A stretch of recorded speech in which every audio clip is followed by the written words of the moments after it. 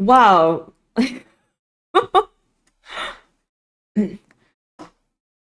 Wow, you sure were gone for long. Yup. Man, those 30 seconds, so much happened. I couldn't even, I can't even begin to explain all the stuff that happened. We returned. Okay. Let me bring uh let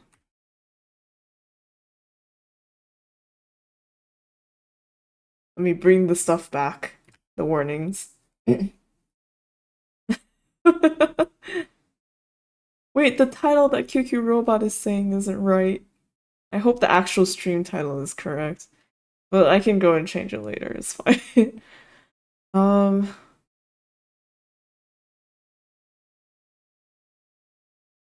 the 5 stages of grief and learned acceptance.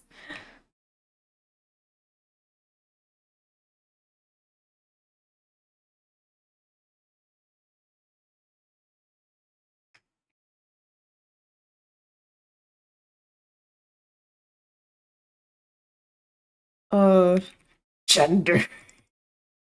Is that okay? um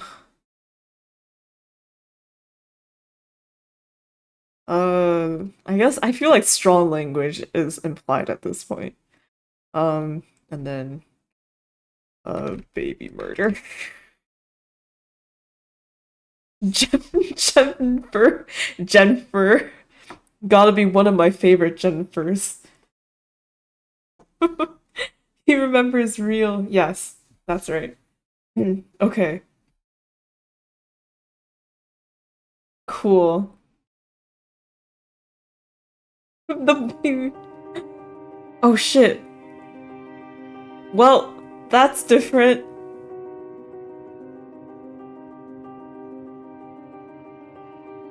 Uh, the baby sure is there. Oh boy.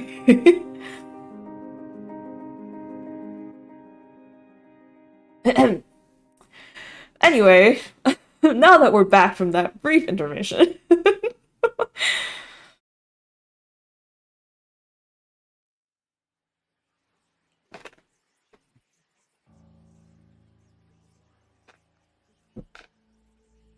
Yeah, it's just 3 endings. Okay, no secret fourth ending.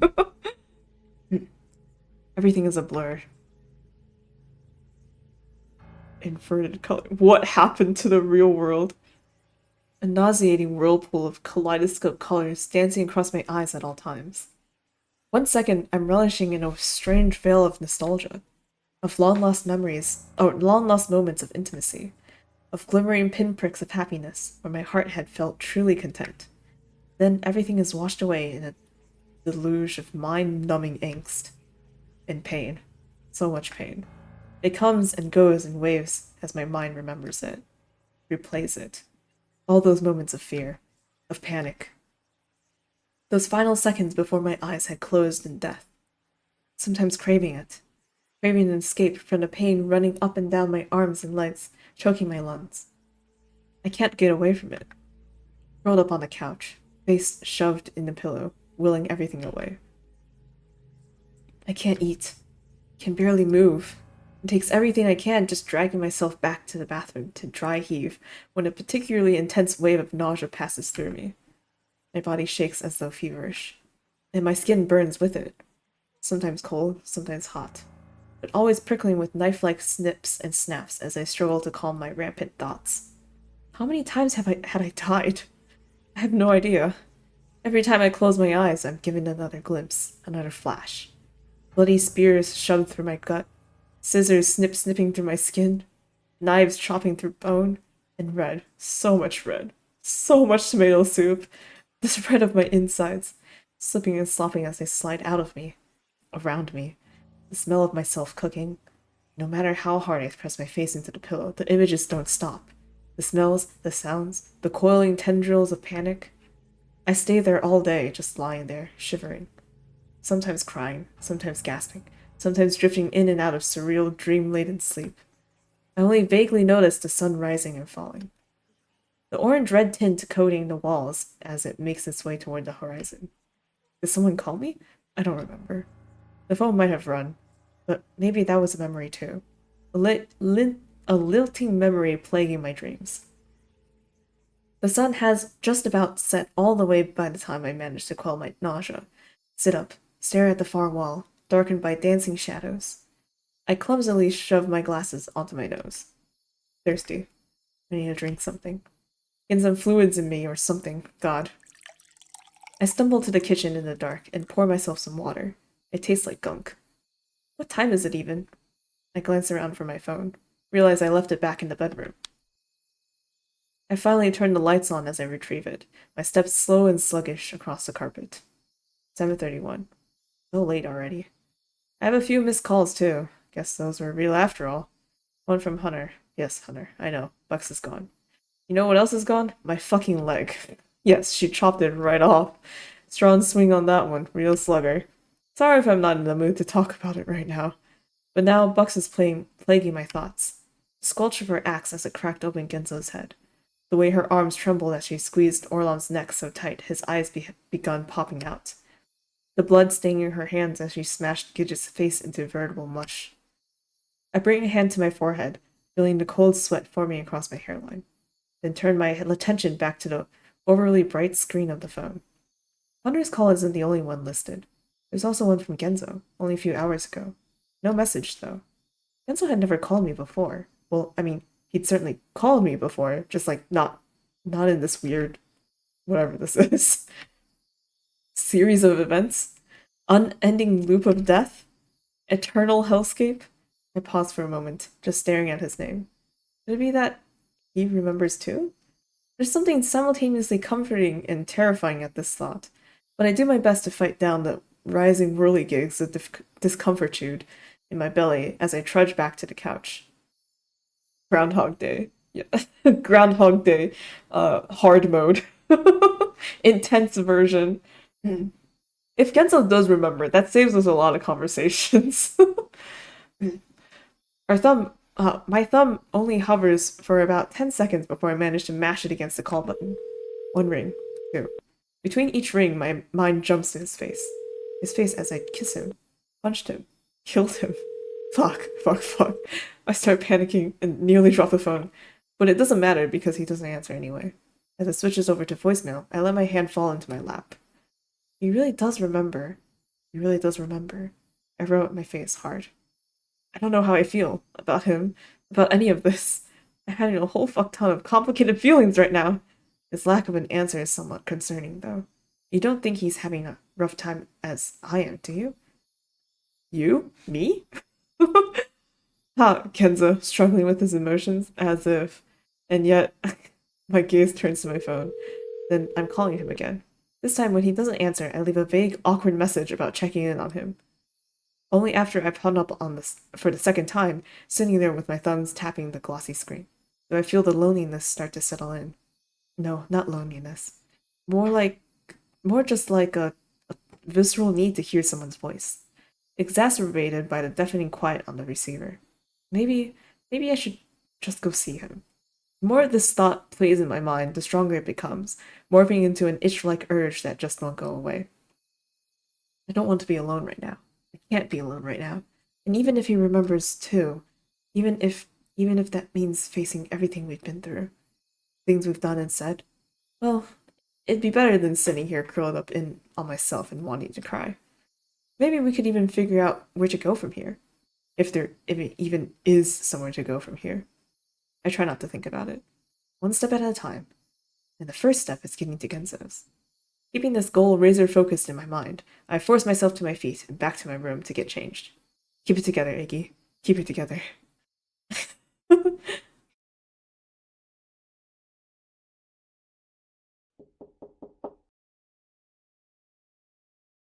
Genzo? My knock sounds uncomfortably loud in the empty hallway, and as I'm standing there, shifting awkwardly from left foot to right, I'm overcome with a strange sense of deja vu. No, not strange. I know why. I know exactly why, which does little to quell my anxiety. I shake my head to clear my thoughts. No point dwelling on the possibility But no point dwelling on the possibly hundreds of times I've done this same thing over and over again. I'm about to lose my mind as is.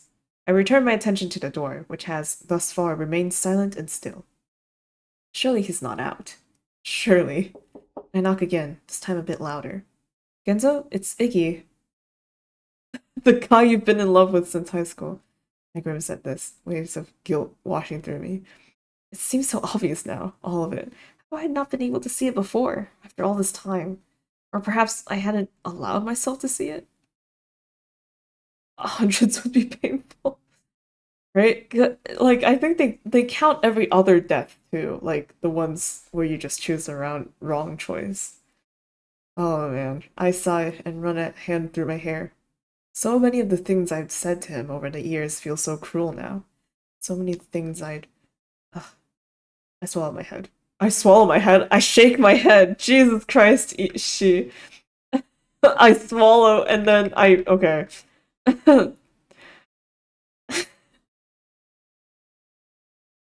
This isn't the time to be wallowing in self-deprecation or spoken typos. Kenzo still hasn't answered the door, and it's making my stomach clench in increasingly tighter knots. Kenzo, for fuck's sake! This time my knocks are sharp and purposeful, with tinged with impatience. Then I remember. I freeze for a moment, knuckles still poised just shy of the wood. Then scramble for the key of rings in my back pocket. That's right, that's right, that's right! We traded spares years ago! There's no one I trust more with the key. With the key to my inner sanctum. The memory sends another needle-like jab of guilt through my heart. But I focus on the positive, the key. It's there hanging there. It's there hanging there between my folks' spare key and my mailbox key, quiet and unassuming, having never been used. I shove it promptly into the lock. Push open the door. Genzo? I say almost as an afterthought as I walk inside. It's dark.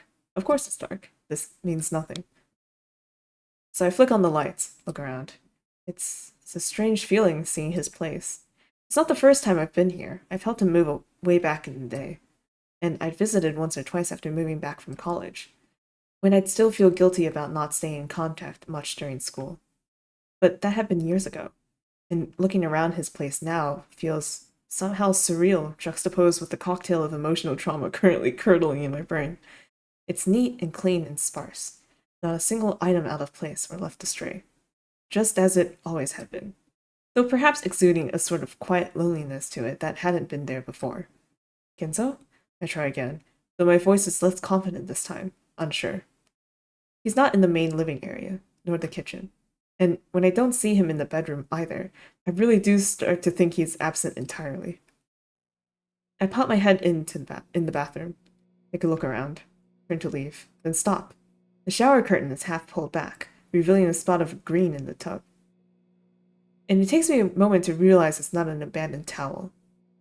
Genzo? I stumble forward, knees dropping to the tile. He's there, like a little ball rolled up in the tub, arms hugging his belly and eyes barely cracked. Genzo? My voice hitches, and I give his shoulder a harried shake. He recoils at the touch, tries to turn away. Genzo, what's wrong? Another shake. Then I notice him shaking, his whole body trembling with it. Fuck. Genzo, it's okay, I'm here. I'm here, okay? I try tugging on his shoulder, get him to turn towards me, but he just shoves me away. Genzo, you can't... Can't what? Can't freak out? Why? Because I need him. The dependable one. That always knows what to do next. My shoulders sag, a long, slow sigh pushing past my lips. Let's get you out of the tub, yeah? I reach again, gentle this time, but he just shoves my hand away, curling in on himself even tighter. Genzo, come on! My voice comes out sharper than I meant it to. And I see Genzo wins. His fingers are clenched so tightly into the fabric of his sweatshirt that his knuckles have gone white. Tears pool up in his eyes before giving with a shudder and dribbling down his face. Fuck. But I need to get him out of the damn tub. So I rise to my feet, grab giant fistfuls of his sweatshirt, and yank. Genzo's body slumps backward like a saggy ragdoll.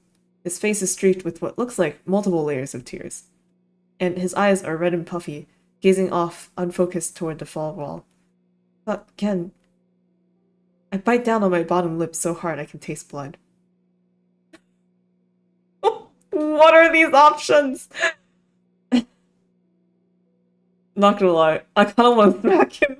I think it'd be kind of funny. The situation doesn't really feel appropriate. If you remember being blind again must suck a lot. Oh yeah. Alright. I mean, that plus the countless of other things that, you know, with the kiss him option, that's how we'll get him to wake up. It's after the slap. What the fuck am I supposed to do in a situation like this? As much as I feel for him, I need to get him out of here first. And I sure as hell won't be able to carry him out of the tub myself. Genzo, come on, get it together! No response. Genzo! My hands move on instinct, palm slapping against the side of his cheek. It's not strong by any means, just enough to turn his head to the side, but hopefully it's enough to snap him back to reality for at least a moment. Genzo doesn't react. At least not right away. And with a little sigh, I bring my arm back up, hand poised. He must feel me shift, though, because his eyes clench shut, and I notice his jaw tense, as though he's bracing himself. I drop my hand. Genzo. His eyes crack back open, first the left, then the right. He sniffs, wipes the snot from his nose. I can see his lip trembling. Sorry, Riley says. Sorry? I cock my head to the side, blinking. Sorry for what? But he doesn't respond, just shakes his head. I let my shoulders slump, knees knocking against the tile floor. Then give his arm a reassuring squeeze. Come on, let's get you out of the tub, yeah? Genzo remains silent, but this time when I pull him up and over the side, he doesn't fight it. Back to hug, are we sticking with this? I mean, we might as well see. I don't think it really matters too much. My mind flicks back to the hugs Genzo's given me over the years. Those times when I'd been the one unable to function or think, or those times when all I'd wanted was someone to hold me and tell me everything was going to be okay. And so I wrap my arms around his neck and pull him in close. This is a bit nicer. It's me. It's Iggy. I'm here. I'm here. I clench my fingers into his sweatshirt, pressing my nose and face into his hair, the curls tickling my cheeks. Then just hold him. Hold him so fucking tight. This must finally trigger something because he returns the hug with a vengeance, nearly squeezing the air out of my lungs as he buries his face into my shoulder. Then the sobs begin anew, his shoulders shuddering, throat hiccuping. I rub my hand gently up and down his back, in time with his trembling breaths. He smells warm, a comforting mixture of corn chips, fabric softener, and cigarette smoke. What if Kenzo hugs you to death? Yikes. And his stubble prickles against my neck. I sigh against the side of his head. It's gonna be okay again. It's gonna be okay.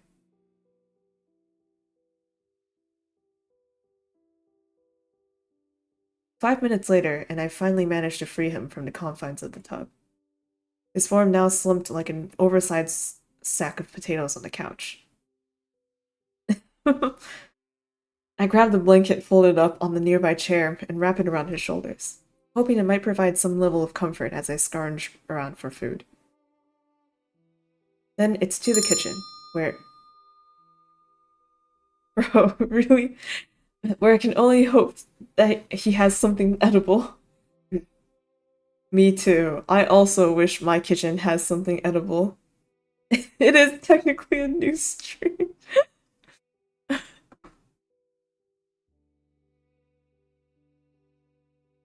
Uh, okay. Well, you didn't. Oh wait, no, I forgot.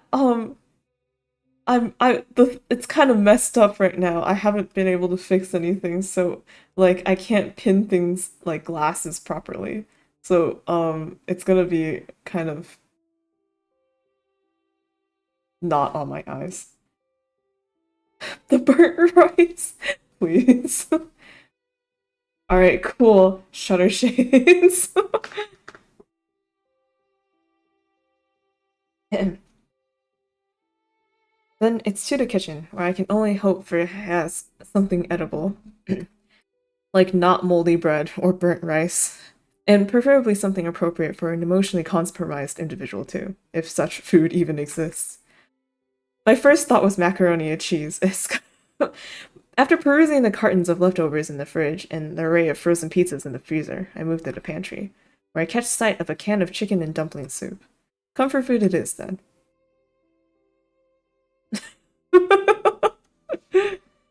Eat. The soup adequately warmed, I placed a bowl in Genzo's lap. The bottom of rice in a rice cooker. I don't know, what does the rice council think? He doesn't move. Kenzo, you need to eat something. I see his shoulders slump, his gaze turning vaguely toward the bowl sitting on his legs. But still, he makes no move to touch it. Here comes the airplane! I'm not letting him wallow away his misery without something in his stomach. He needs to eat. And if that means caring for him like a sick patient, then so be it. With a little sigh of exasperation, I grab the bowl back from his lap, careful not to let it spill, then raise a small spoonful to his lips. Open. Nothing. He just sits there like a bump on a log, gaze vacant. Enzo, please. Then, a half beat later, for me? I see Kenzo blink, his eyes flicking upwards with a little twitch. Finally, he gives a little grunt, his mouth opening a fraction of an inch. Thank you. I ladle it in carefully, watch him slosh it around in his mouth, swallow. He doesn't even bother pretending to look in my direction. His face is gray and sallow, his hair a frazzled mess, and already boulder-sized bags are forming beneath his eyes. I raise another spoonful. It takes less prodding this time, his mouth cracking open the second the metal touches his lips. There you go.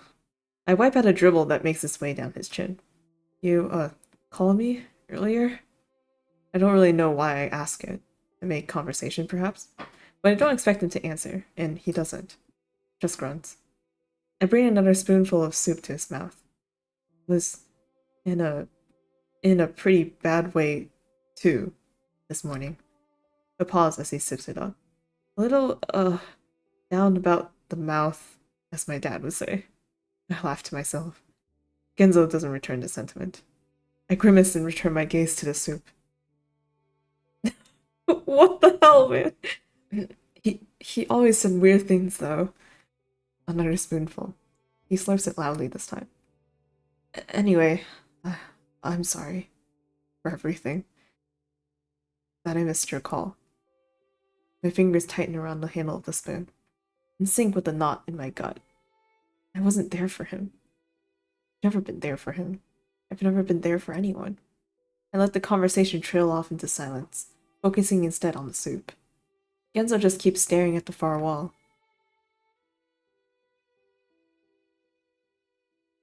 Getting him from the couch to the bed proves easier than I expect.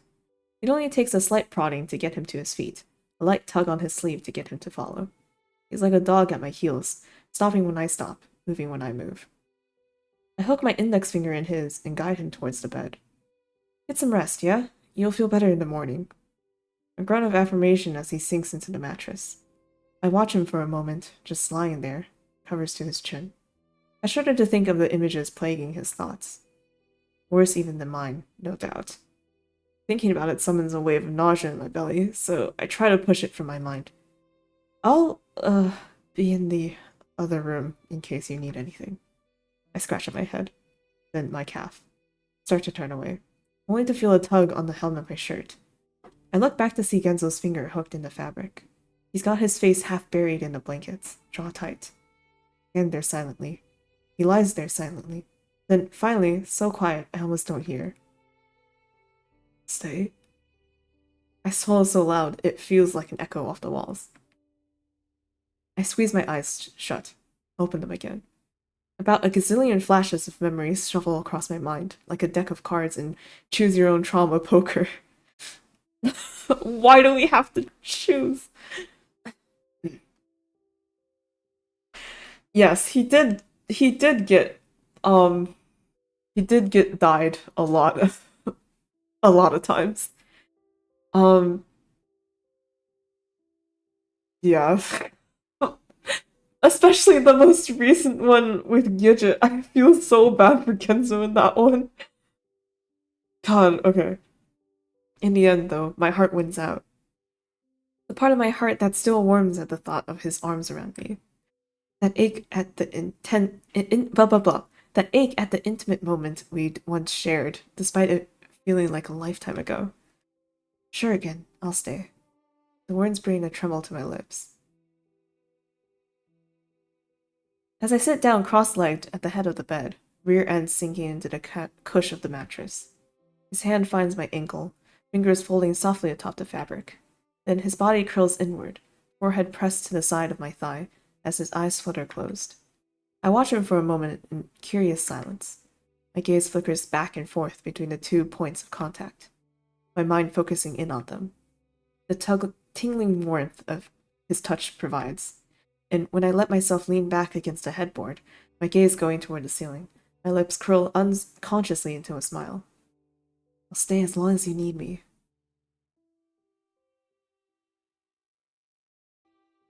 I eventually fall asleep, though the sleep itself isn't particularly restful. By the time I wake up around 3 in the morning, I've slid halfway down the headboard. At that point, I manage to find a strewn shark plush on the floor and position it behind my head for a bit of extra support, after which I drift back into a dream-ridden sleep. The next time I open my eyes, it's a little after 8. I rub my eyes with a muttered hum, gaze off in confusion at my surroundings. I'd lost my glasses at some point. They're on the floor next to Genzo's slippers. And after lobbing them somewhat clumsily back on my nose, I start to make a bit more sense of up from down. Ah yes, Genzo's apartment, with the man himself still snoring away beneath a tangled mass of covers next to me. I scratch lazily at my neck as I take in my surroundings. There's a sense of dreamlike surrealness to all of it, before sliding off the sheets and wandering toward the kitchen. Coffee would do me good right about now.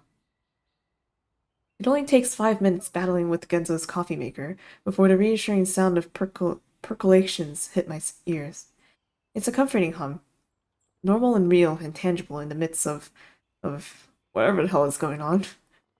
Watching the slowly dripping liquid fall into the pot is almost enough to hypnotize me into a sort of slice of life complacency. Almost. Then, as I'm searching the cupboards for mugs, the sound of footsteps stills my hand. Biggs? I look back. Genzo's in the door to the kitchen, gaze pointed vaguely in my direction. Yeah, it's me. A pause. I turn away from the cupboards.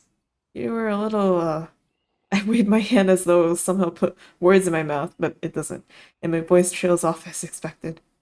Genzo just grunts. He runs a thumb along his brow with a furrowed wince. Remembered you. Remembered you, but wasn't sure if it was some kind of fever dream my mind hacked up. A cough. Guess not, though.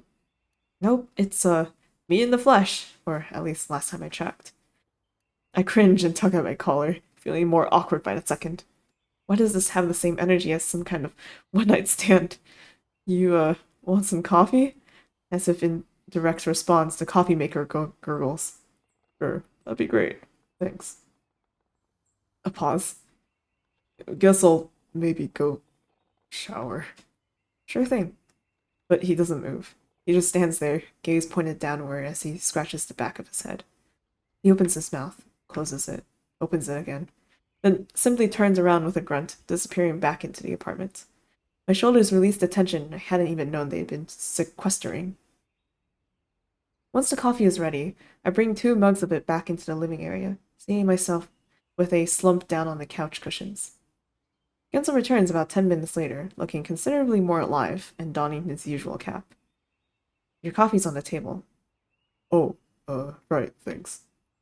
He sits on the opposite end of the couch, reaches for the mug, fingers sinking out the porcelain surface before curling around the handle with a tug. He brings it to his lips once, twice. Thanks, he says again, either because he'd forgotten or simply wanted to emphasize his gratitude further. And then we sit there, both of us drinking our coffee, silent aside from the occasional sniff, the intermittent slurp. I turn my gaze to Genzo, wanting to say something, needing to say something, but every time, the words get themselves caught in the back of my throat, almost like a fleshy pink flytrap has parked itself in my larynx. Genzo's the first to finally speak, the suddenness of it making my hands jump. Uh, I'm gonna assume that you too, I blink, shift my legs. He doesn't finish, but I don't expect him to. Yeah, I simply say. He winces. Pretty crazy. Yeah. Not that it, you know, doesn't make sense somehow. What with all the fucking deja vu shit going on, you know? But also like, holy fuck. How many times have we yeah. Will you say something more than yeah? Jump in my seat, spilling coffee up into my hands. Uh, this is how we get coffee on ourselves? Okay. Sorry, I just Kenzo rubs at his eyes. Sighs. No, it's fine. Sorry. Nah. I set my mug in my lap. My fingers are shaking. Do you want to talk about it? To be honest, no fucking way in hell.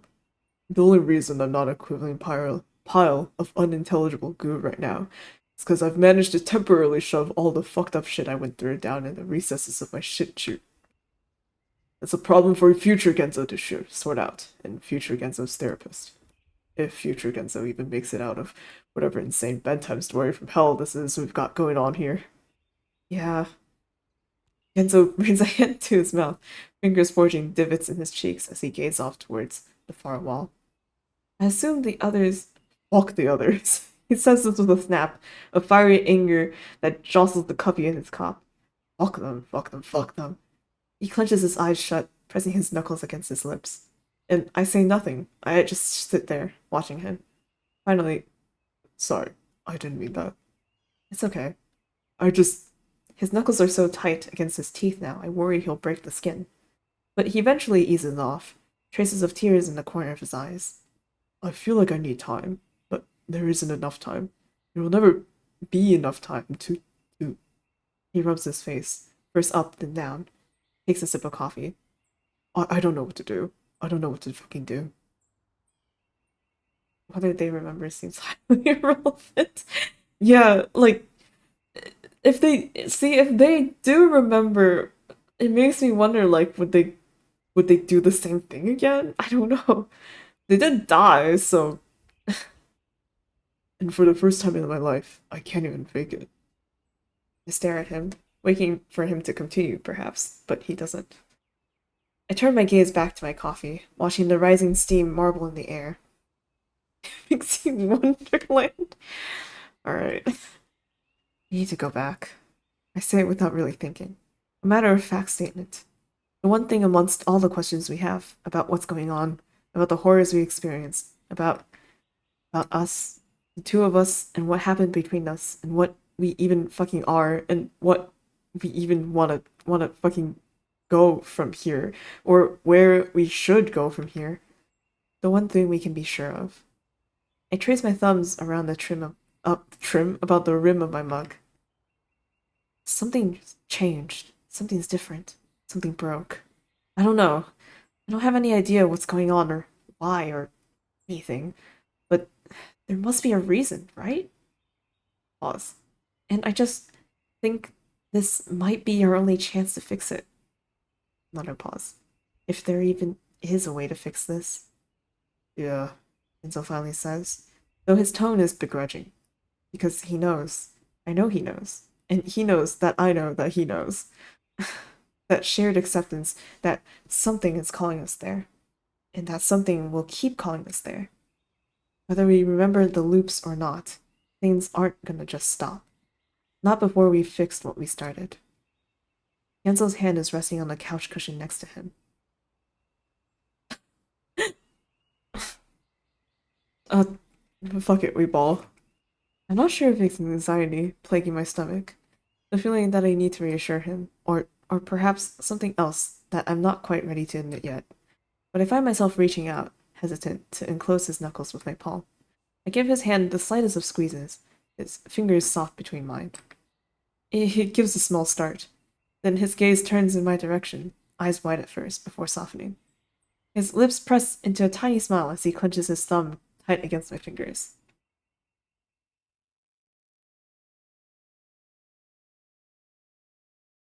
We try calling Gidget and Orlon later. I'm not entirely sure why, as we both know it'll be no use. Sure, things may be a bit clearer now, but that doesn't mean things have changed completely. We all still have our paths, if that's the right way to put it. As expected, neither of them pick up. They're already gone. So they did go back down. So do they remember then? And they still went back down? Bro, my head's going. After that, there's nothing to do but wait. We obviously can't go until nightfall. That's just how it works, or something. Is it? I don't know. Like, in my head, I'm just questioning, like, if you break from the cycle, since you know what's gonna happen, right? If you break from all the stuff, like, what would happen? I don't know. Well, I mean, I don't know. So, I run back home to shower and put on a fresh shirt. Gotta look my best for a trip down the tree after all. And as I'm headed out, I catch a glimpse of my messenger bag hanging off the back of the chicken chair, the kitchen chair. Had it always been there? Oh wait, I forgot about the messenger bag thing. I stop, stare at it a moment, and walk towards it, telling myself the shudder running up the back of my neck is simply post-shower chills. As I reach my hand out, however, my phone rings. I about leap out of my skin. With a grumble and a shake of my head, I yank the phone from my pocket, assuming it's Genzo telling me to hurry my ass up or something. But it's... Stop. Dead where I stand. Not moving a muscle. Not even breathing. The name on a caller ID says... Bucks. I swallow hard, my mouth suddenly extremely dry. Then, hand trembling, I bring the phone to my ear. Bucks? My voice doesn't even sound like my own, all scratchy, hoarse, squeaks and jumps. There's no response on the other end. Furrow my brows, keen my ears. No, there is something. Something far off, as though across a mighty chasm on the other side of the world. A baby crying. Bucks? Try again. The crying gets louder. Lonely and screeching. Why isn't someone tending to it? It's so alone. Even louder now.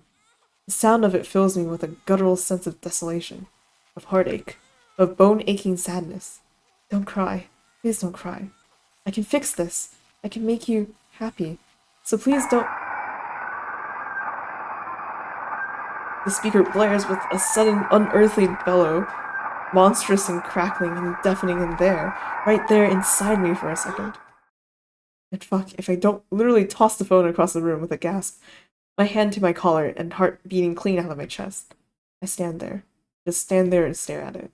Innocent and innocuous, just sitting there on the carpet.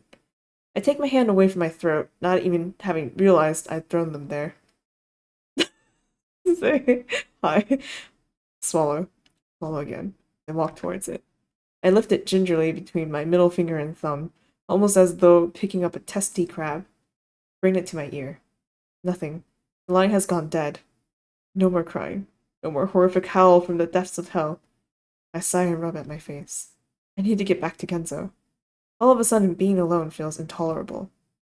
I need someone's presence to keep from slip-sliding straight into abject despondency. I need his presence to keep from slip-sliding straight to abject despondency. Maybe. Fuck, I don't know. I shake my head, shove my phone in my pocket, then spot my messenger bag, still hanging off the back of the kitchen chair. I grab it without thinking, tossing the strap over my shoulder as I shove open the door. I'm wondering, like, the messenger bag.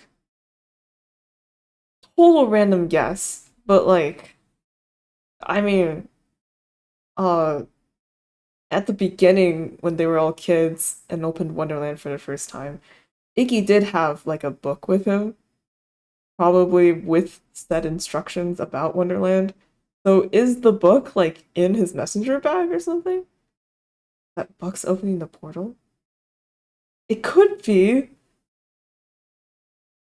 Though I'm not sure because they said like because when they tried to call Orlum and Gidget earlier, right? No one responded, which means or they assumed, right?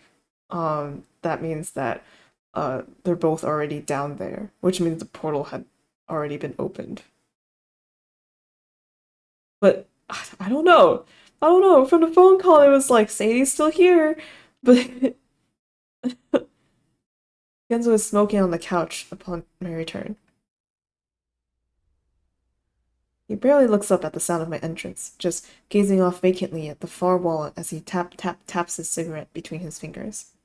Bits of ash decorate the coffee table beneath his trembling hand, and I see 3, 4, 5 discarded butts and the smallest pile next to the still full glass of water I'd left him with. I step toward the couch, stand there, shift back and forth, heel toe, heel toe.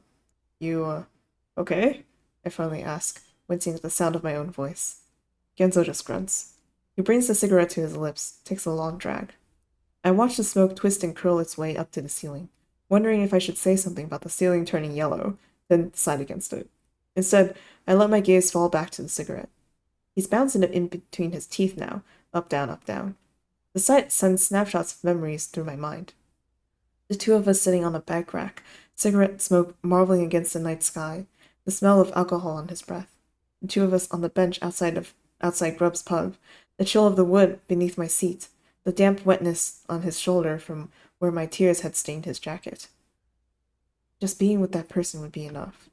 I slapped the heel of my hand against my forehead in a series of incessant thwaps, which perhaps roused Genzo because he snuffs a cigarette out on the table and stands up with a clap of his thighs.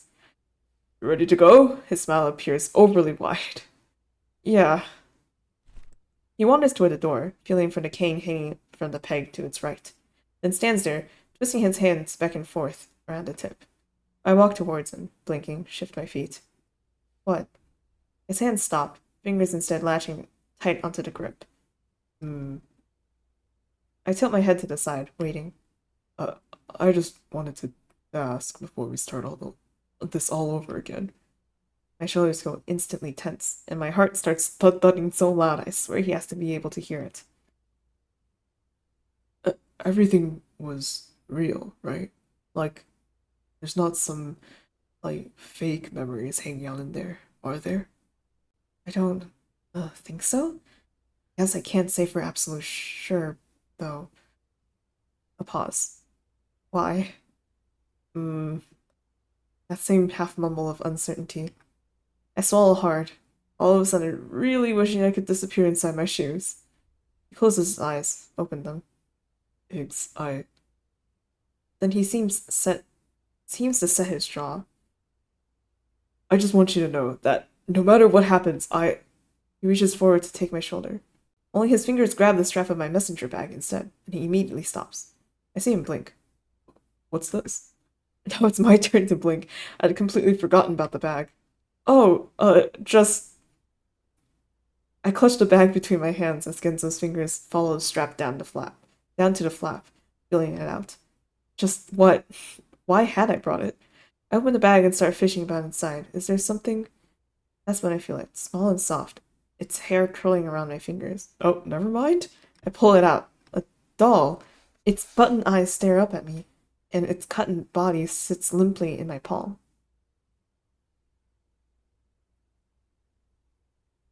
Right. The doll. Wait. This feels new. I mean, there have been moments where they're talking about like the messenger bag like moving on its own a little bit or something, right? Or like something about like kids messing with him. I'm not sure. Um, but yeah. Okay. But the doll has usually just been in dreams, I think. Its button eyes stare up at me, and its cotton body sits limply in my palm. What is it? I find my voice caught in my throat for a moment, unable to breathe. Please kill me, Iggy.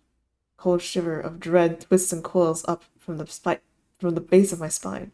A doll. A doll? I hand it to Genzo, unable to endure it touching my skin any longer. Then I watch him feel it out with his thumbs.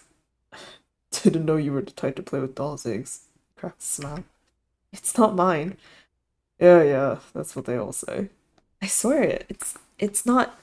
I have no idea how it got there. In fact, it looks a lot like like Sadie? There's a knock on the door. It's not even that loud. But the fact that it's right next to us and right at a moment where our nerves are doing who the fuck knows what makes both of us jerk backwards like we've just been electrocuted.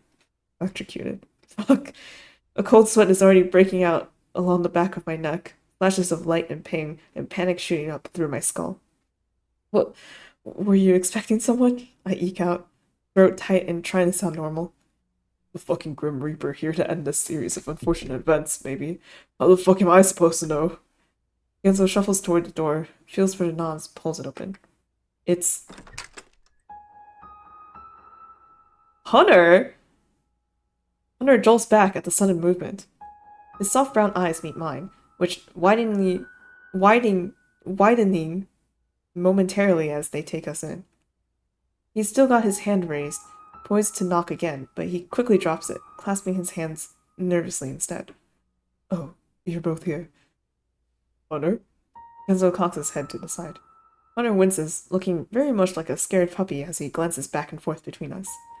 I've been calling and calling, but nobody's picked up. Ooh, I see. Shit, that's right. I hadn't answered. I'm pretty goddamn sure Genzo hadn't answered. And if the other two had experienced anything at all like the two of us had, they most likely hadn't answered either. So Hunter had met nothing but voicemail. Not a single one of his friends had picked up. Shame washes through me like foamy soda pop straight up my nose. Sorry, it's a very long story. I look from Hunter to Genzo and back again. What? I shake my head. You want to come in? Hunter steps inside with a little dip of his head, glancing around the room. He looks like the slightest noise would send him cowering to the corner. I turn my gaze back to Genzo, then to the doll in his hands. Almost as if sensing my eyes, he seems to realize he's still holding it. He stands up ramrod straight, shoving it behind his back. I don't know why, but Hunter starts talking, voice low. I almost feel like you already know. Genzo takes one step toward me, too. That's weird, right? Like, how could you know? Self-deprecating laugh. I can't sleep. At 8? I can't even cry anymore. It's like I'm in some kind of horrible nightmare I can't wake up from. Genzo dives toward me in an attempt to return the doll to the bag. Between my surprised jolt and his harried prods, however, he misses the bag entirely and shoves the doll down the back of my pants instead. Hunter chooses that moment to turn around. He blinks. He is flickering between me, Genzo, and Genzo's fingers still clutching the hem of my pants. I tense. You're... Hunter's brows furrow. My brows twist. Going after her, aren't you? He takes a step toward us, his eyes quivering. My shoulders sink at the release of built-up tension, and Genzo pulls away. Neither one of us says anything. I don't know what's going on, but I just want her back. Hunter curls his arms around his chest, fingers digging into the skin. It's all my fault. He's shaking. Would you tell her I'm sorry? It's not your fault, Hunter, I finally say, voice catching in my throat. It is. The sudden sharpness of his tone catches me off guard, and I feel my heart give a jump. It is, he says again. You don't understand, Iggy. She could have been someone great if it weren't for me. I've done nothing but hold her back. Now I'm not sure what to say, so I stand silent. Even Genzo doesn't have any kind of quippy response. She was my best friend. How did it come to this? I just don't understand. He brings his hands to his face, arms trembling. I feel like I need to do something, so I take a step towards him, bring a hand to his shoulder. Hunter, it's not... I pull my hand away, then place it back. I don't know what to do with it. It's really not your fault. None of this is. It happens. I should have been more adamant. He grabs the front of my shirt with an abrupt jerk. She was always forgetting to take them, you know. And I knew she hadn't. But she was so excited. We both were. All hyped up after the campus tour. And her hearing back from the club. About playing for them. Everything just seemed like it was falling into place and... Ah, I see. As he trails off, take what? I'm guessing birth control. I think this is... As he trails off, He lets himself slump forward against my chest. I feel myself becoming more and more uncomfortable by the second. I throw a completely pointless glance at Genzo, then bring an awkward arm around Hunter's shoulders. So, just tell her I'm sorry. A sniff. That would make sense. The baby does seem to be her biggest concern. Yeah. Yeah. Tell her I want her to come home. Another sniff. That we'll figure things out. Work through this. I bite down on my tongue. Quite heavy. We will. Miggy, Genzo hisses. I see him cock his head in disapproval. What? There's no point in hiding it. I throw my arms out with a shrug. I guess. Hunter finally pulls away, wiping his nose on the back of his arm. Thanks. He looks up. Down. I see his brows furrow, then pop up. He begins pulling at his collar. There's a flash of silver as he pulls something off from around his neck. Take this? I hold out my hand and he places a small leather-corded necklace into my palm. A single pewter charm hangs from the end, 2 axes crossed in front of each other. I'd be lying if I said my heart didn't skip a beat. What's this? Our good luck charms. She has mine. A pause. If she even still wears it. I twisted the dull silver between my fingers, taking its design. Why axes, though? Oh, Hunter laughs, brings his hand to his head with a sheepish grin. It's mostly an inside joke from our D&D days. She was always the berserker in the group. Is that why you had to play that side game? So to understand the D&D? I'm just kidding. Quite the handful, too. You don't know how many of my carefully laid plot lines she completely obliterated. You guys play D&D? I blink. Yeah. I mean, didn't you too? I mean, what? He rubs at his neck, gaze falling. We used to do a lot of things. I'm starting to realize how little I actually know about the two of them. It always felt a bit removed from the group somehow, doing their own thing. But not exactly unexpected. Kinda hard to have romantic moments with us 4 losers weirding up the vibe. Anyway, it's probably stupid, but maybe it'll help somehow. I close my hand around the metal. There were our promises to each other, that no matter what, we'd keep fighting for our dreams. I squeeze it into my palm so tight the ridges cut into my skin.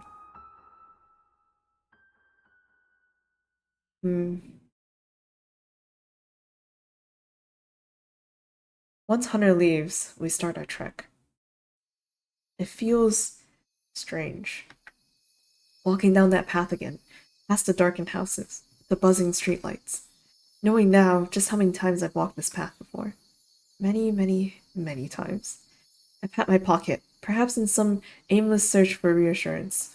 They're still there. Both the doll and Hunter's necklace. Then let my gaze flick to Genzo, silent as he rolls the tip of his cane back and forth across the sidewalk. I find my eyes fixated on it for a moment, on that bulky marshmallow as it glides back and forth, like a flickering will-o'-wisp in the night. It keeps the anxiety in my stomach at bay, holding back jittery thoughts about what awaits us and where we'll both stand after all this is over. We're quiet as we walk. From one street to the next, the meandering path towards my old house, just south of the outcropping of woods that somehow hasn't been built over even after all these years. Our dreams, enduring choice of...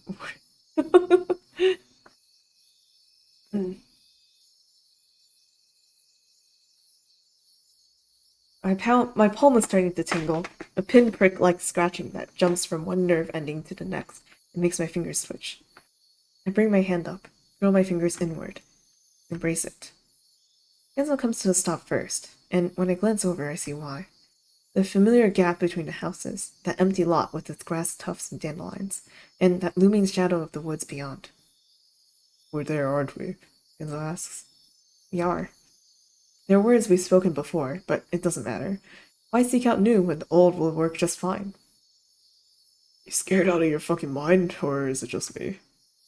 Scared too. I really need to bulldoze this fucking boss to the ground. Genzo sighs and trudges forward. I expend the energy for a short jog to catch up, then fall into step beside him. We reach the treed threshold just as a gust of wind curls up and under my shirt, sending goosebumps across my back. This time we don't even stop. Why would we?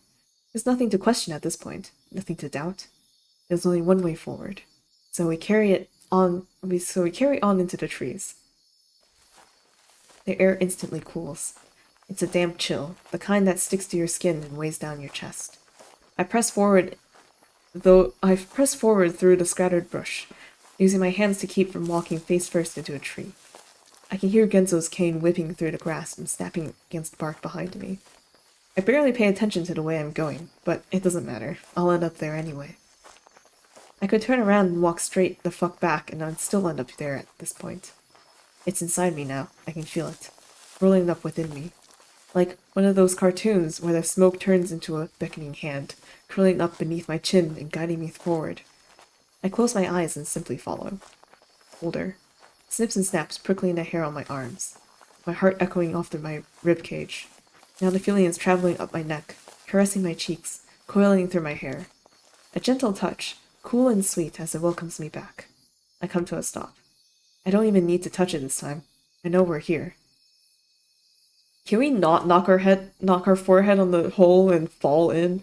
Can we just, like, scoot in, like, civilized? Genzo's cane whaps against my ankles, and he stops too. I'm not gonna say anything about the weird-ass maternal vibes I got there. What? I'm not gonna say anything about the weird-ass maternal vibes I just got there for a sec, okay? It's just weird enough as it is. I say as though we didn't literally just bring it up now. Of course not the head bump his fate. Goddamn, I really never stop talking, do I? How have you not, like, slapped me straight across the mouth at this point? Well, maybe you did, in the different choice, but... Again, alright, I got it. Genzo takes a step forward through the brush, thumping his cane against a tree. Our tree. Our tree, our Wonderland. Where's Paul Bunyan when you need him? Am I right or am I right? I move forward toward the hole, popping a squat amongst the weeds, twitch my nose in expectation. But the scent that curls up inside my nostrils isn't sweet. It's dank, sour, rotten. I bring my hand up to my mouth on instinct, my stomach giving a noxious heave. Fuck. Does it always smell like the back of my dad's old station wagon? Because golly fuckery doesn't smell like pee. Bars. Whoever modeled this joint needs to be pink-slipped pronto. He's not wrong. There is something almost urinary about the smell, and sticky. All the piss from our pants, they've ended up here. Okay. I feel clammy sweat break out on my forehead as it sends uncomfortable pains of nausea through my bowels. Something's wrong. You don't say. No, like, really wrong. I shake my hands, fingers clawing inward as my muscles tense. My breath is starting to accelerate. I guess it's a good thing we're here to fix it then. Yeah. I swallow, then grab the rounded edges of the hole and peek inside, leaning forward on my toes. When's the next movie? I don't know if I can do this Thursday. Not the game, the movie nights, man. Oh wait, I think because I messed up and said something, probably September 22nd. Most likely. Because I haven't planned anything, but if something does happen before then, I'll let you know, for sure.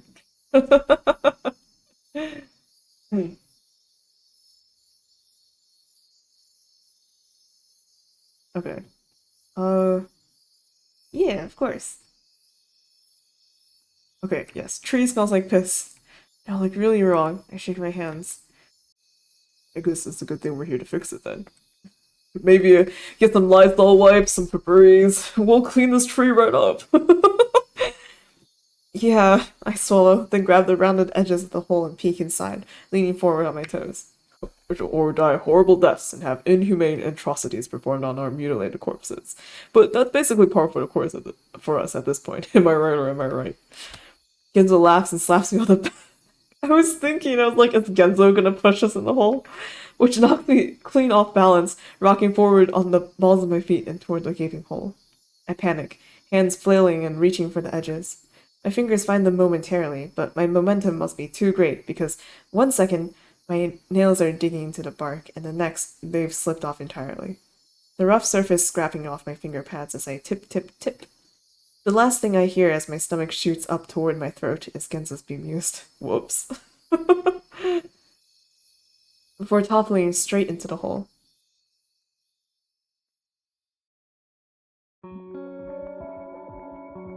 The darkness swallows me. Here we go again. I'm falling. Of course I'm falling. None of this is new. I'm gonna fall and I'm gonna land in a bunch of big animals, and Genzo's gonna be there and he's gonna look at me and say some stupid shit. Because that's what always happens. That's how this thing works, right? The wind whips at my hair, summoning water to my eyes. That smell is all around me now, rancid and decaying. It threatens to summon bile to the back of my throat. What am I even doing? What are any of us doing? Why is this happening to us? We're not special or anything. We're just five normal people living normal lives and trying to figure ourselves out. Trying to find our own versions of happiness. On and on I fall. Complete nothingness surrounding me, consuming me. I tried so hard. Went got so far, but in the end, oh no, tried so hard to fix them. Why aren't they happy? Why can't I make them happy? That's what friendship is, isn't it? Making the other person happy? That's the only way they'll like me.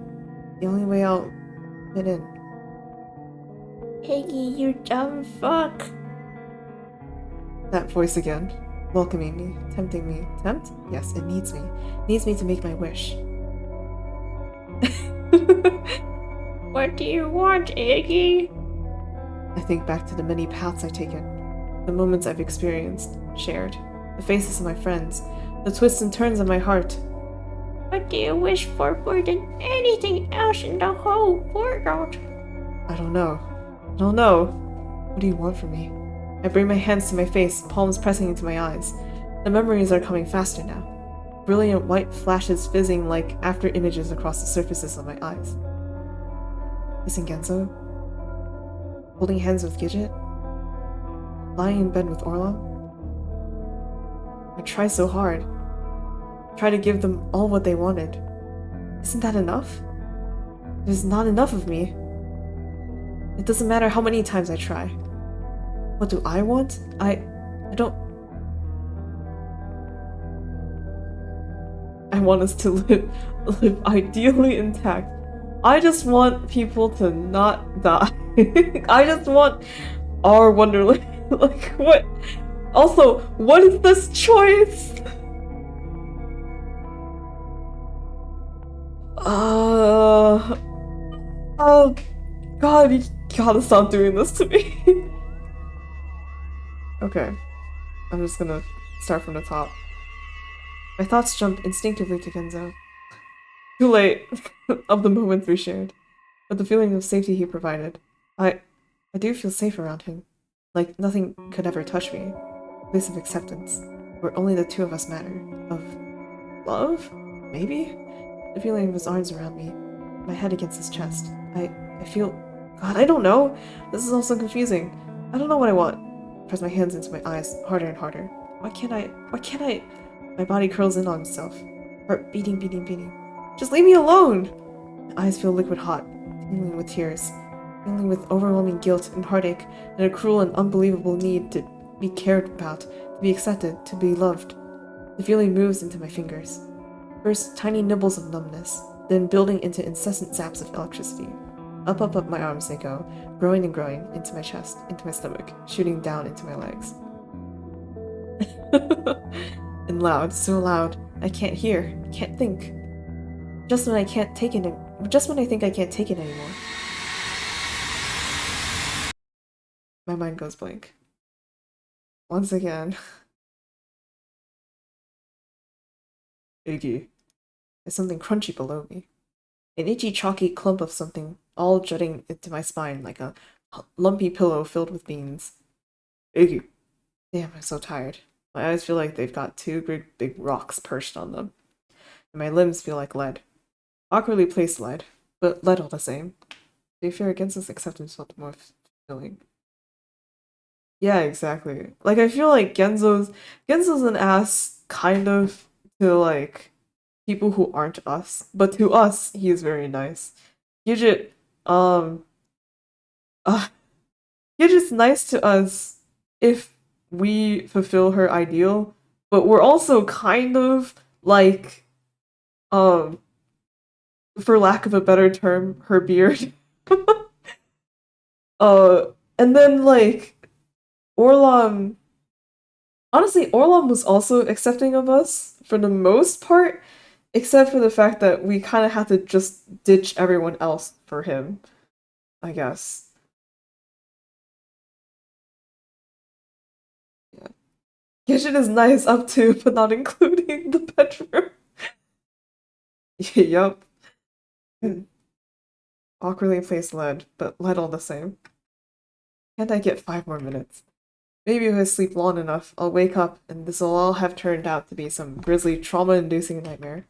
Yeah, nightmare. My eyebrows furrow even in my lethargic half-sleep. A nightmare I can't seem to fucking wake up from.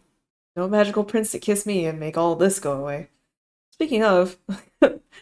Fuck eggs, you're not dead, are you? Wait a minute. My eyes snap open, only to instantly focus on Genzo.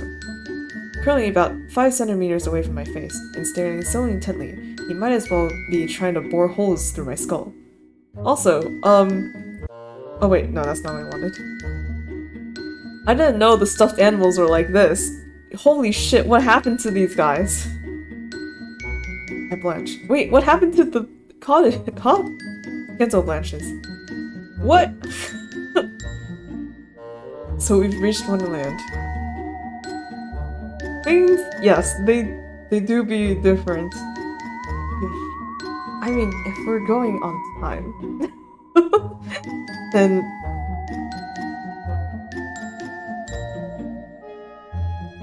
Tee. He pulls back with a start. Coughs into his hand. Oh, good. You were, out a lot longer than normal. Or at least, like, longer than I remembered you ever being. Not that you pass out often. I just mean, like, here, like, every time we've fallen down this godforsaken root chute. He pulls his hat off his head, molds it between his hands. Thought you might, brought the proverbial farm on me. There for a second. An overly zealous laugh. And goddamn am I not about to go through this whole Halloween special of HR fucking stuff myself. Midnight timer. It'll be like Cinderella. Once the clock hits midnight, the stream ends. I bring a palm to my forehead, squeeze my eyes shut, then open. Then look around. This is not what I'd been expecting. I stand up so fast I nearly stumble forward, my knees quivering like jelly. What happened here? I only managed to croak. Genzo seems to relax some. The mountain-sized crease in his forehead at least disappears. He tugs his cap back over his curls.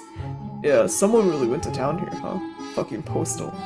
The cottage is well, it's not really, not anymore. Half burned to the ground around us, it barely could be called a place of residence, let alone a cozy... a cozy domicile? The once sweet and cheery walls are now ashen and charred. What furniture still remains has been busted in half or chopped into scraps. And the roof? There is no roof. I stare up at the greenish-gray sky, my stomach curling in on itself as wind whistles through the blistered holes in the wall to play with my hair. Someone mad we didn't share the cookies, baby. Genzo kicks at a broken bowl laying in a suit near his foot. I don't respond to his attempt at a joke, instead turning my gaze to the pile of animals I'd just been lying in. The pile is still there, but they're a mangled mess of melted fur and plastic, splotchy charcoal stains decorating what remains of their once woolly forms. That reminds me, since there's no ceiling and it's all wrecked, like, my first thought was like, someone turned into a giant and broke the cottage that way. But like, And then that reminds me of like one of the dreams that we had oh so long ago about like some giant looking down at us with the and while we're holding the doll or something. I don't know. I realize they've left streaky black stains all over my backside and quickly attempt to brush the chalk from my clothes. Glad to see things haven't become too fucked up beyond reason after the great reveal. Wouldn't that be the shits, huh? Yeah. But why would I take a step out into the cottage proper, toward where the table used to be? Now that all remains in a circle on the floor, now all that remains is a circle on the floor where it once stood, the surrounding wood smeared with ash and grit. Why does anything that happens down here happen, Niggs? It's as inexplicable as my cravings for mayonnaise on pizza. I've learned to just stop questioning it. Genzo picks up one of the strewn chairs and gingerly places it upright, and immediately collapses it on itself. Some things seem to be burned. First thought was a dragon. Yeah, that's true. Like, a fire could also be very possible. But this has never happened before. I spread my arms in empathetic, persistent. Yeah, we've never remembered what a fucky-wucky little hellhole it is down here before you either. What's your point? I let my arms drop. The anxious jitters in my gut have amplified 10 times past what I was feeling back on the surface. Yes, a part of me had expected some things to be different, but this is... I curl my arms around my chest, feeling the crushing weight start closing in on me from all sides. Fucky wucky. Yeah, oopsie poopsie, I made a fucky wucky. And now Wonderland is destroyed. What if this is wrong? What if we should have run for the hills? Gotten far and the hell away from this place? What if this time things will be worse? So much worse. Hard to imagine given everything that's happened, but somehow not a single bit of me doubts that this place can make that happen. And we just waltzed straight back down here of our own volition. Good. I close my eyes, clench them. My chest is growing tight, breath already shallow on my lips, but a sudden touch on my shoulder jousts me back into reality. I jerk back with a start. Hey, you okay? Genzo. I turn towards him, looking him up and down. His face is taut with concern. Just anxious is all. I scratch fervently at the back of my neck. You'd have to be brain dead not to be. I laugh. When I don't return it, though, his smile falls. He blinks, looks at the ground, then pops his head back up. Hey, didn't I say however the fuck long ago that I'd be your logically sound knight? So, you've got nothing to worry about. Sir Genzo the Gallant is back on duty. This does bring a twitched smile to my face. Aren't you missing a sword or something? You know, in that D&D side episode that we just put. He points a finger in the air, gaze going skyward. It's at the shop. You'll have to make do with the brawny bouquet of my strong manly arms for now. He flexes his arm upward. Timey-wimey, wibbly-wobbly, fucky-wucky. I bring a hand to my mouth to stifle the sudden snort of laughter. And I see Genzo's eyes soften in relief. Guess I can live with that. I swipe a snot of moisture out of the corner of my eye. Then drop my gaze, suddenly feeling a bit shy. Thanks, Genzo. He grins widely. Hey, what a fret! And then stops. Coughs. Scratches beneath his cap. Finally clasps his hand together in an overzealous jubilance. Anyway, let's vamoose this cauterized caboose before we all get lung cancer. I did almost say glaze. No! And by we all, I mean you, since it's too late for me anyway. He trundles his way toward the door with only slight trouble passing by. Bypassing the battered bits of burnt bric-a-brac along the way. Let's see how fucked up the rest of this McSpawned place is, shall we? McSpawned. He brings his hand to the doorknob. Twist. only for the entire door to simply collapse in and on itself at the touch.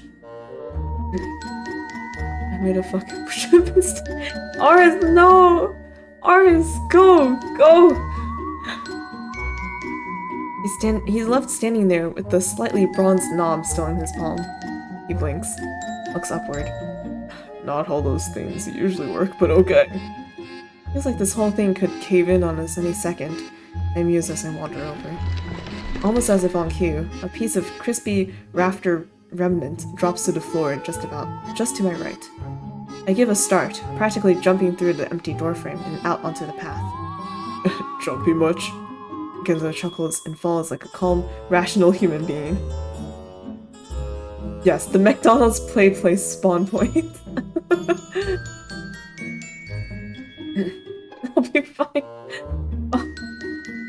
Screams. Cat scream. Oh.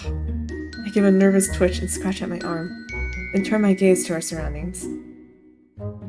Outside, it doesn't look that different. The pink-hued trees are still there, the softly curved path leading through them, the tufts of grassy foliage on either side of the packed clay. But the sky, something's not quite right about the sky. Green and gray and choked with a sickly veil of clouds, and the whole place has an eerie sense of stillness to it, of silence, calm. The kind that makes the hair on the back of my neck and arms stand up like porcupine's quills. Wait a minute. Wasn't there supposed to be some kind of... With a jolt, the memory slams its way to the forefront of my brain, and I twist toward Genzo, grabbing his collar and pulling him up onto his shoes. Or onto his toes. The rabbits! Who and what now? Rabbits! Where are they? They'll be here any second, and we're just standing out here like... I began furtively scanning our environs, seeking out any sign of movement of stray rabbit spear, ears keen and listening for stomps. But there's nothing. I blink, heartbeat beating in my chest. The eerie calm continues. Genzo brings his hand to my grip on his jacket, carefully extricating my fingers with only a slight touch of pink on his cheeks.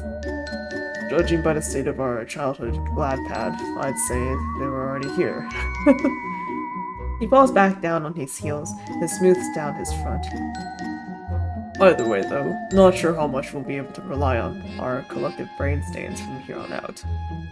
Seems like a lot has changed down here, and none of it for the better, I'm guessing. I bring a hand to my hair in a semi-awkward acceptance. He's right. He's always right, goddammit! I feel my racing heart start to slow, then drop my hands with a sigh. Only for a sudden rustle in the nearby shrubs to send my heart leaping back up into my voice box. Oh! I take a startled step back as a rabbit comes lurching out of the brush. Genzo's arm comes out so fast it nearly slams straight into my ribs. He shoves me backward, growing tense as the rabbit comes reeling toward us, breath labored, stilted, snarling. Jerry? It's not Jerry. His card number is different. Oh, before promptly collapsing to the ground right in front of us. We can only stare in confusion at the rabbit's prostrate form, tendrils of dust from his impact still painting the air. That's when I see the trail of blood. It's leaking from the rabbit's leg, a torn snarl of red slicked fur leaving a vivid stain on the strewn gravel. He's hurt? My head cocks almost instinctively, and I feel curiosity start tugging my feet forward. Iggs! Genzo hisses, snapping his arm back against my gut.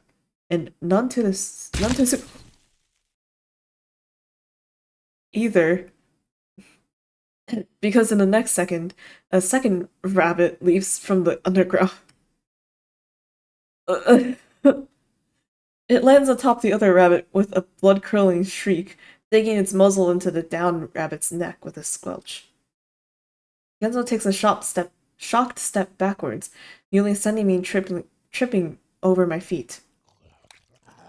Then we watch as the rabbit feeds on his companion.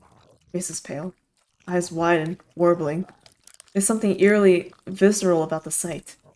The fleshy rip of skin and muscle, the squishy pop of meat rent between molars. I feel my stomach flip in growing nausea, and my hands reach instinctively toward Gento's shoulders, fingers clawing the fabric. The rabbit suddenly stops. Seems to realize he's being watched. Then raises his head. Hi. Genzo and I both tense. There's something off about him. Incredibly off. Eyes skittish and wild. Muscles jumping. Even his fur looks different. Twisted and coiled and of a sickly gray. Almost as if the color had been drained from its tufts. Nice use of the shadow. Yeah. Oh boy. His head twitches. Eyes narrowing, then widening. He begins crawling forward. Ears flat and bloody clumps leaking down his chin. Shit.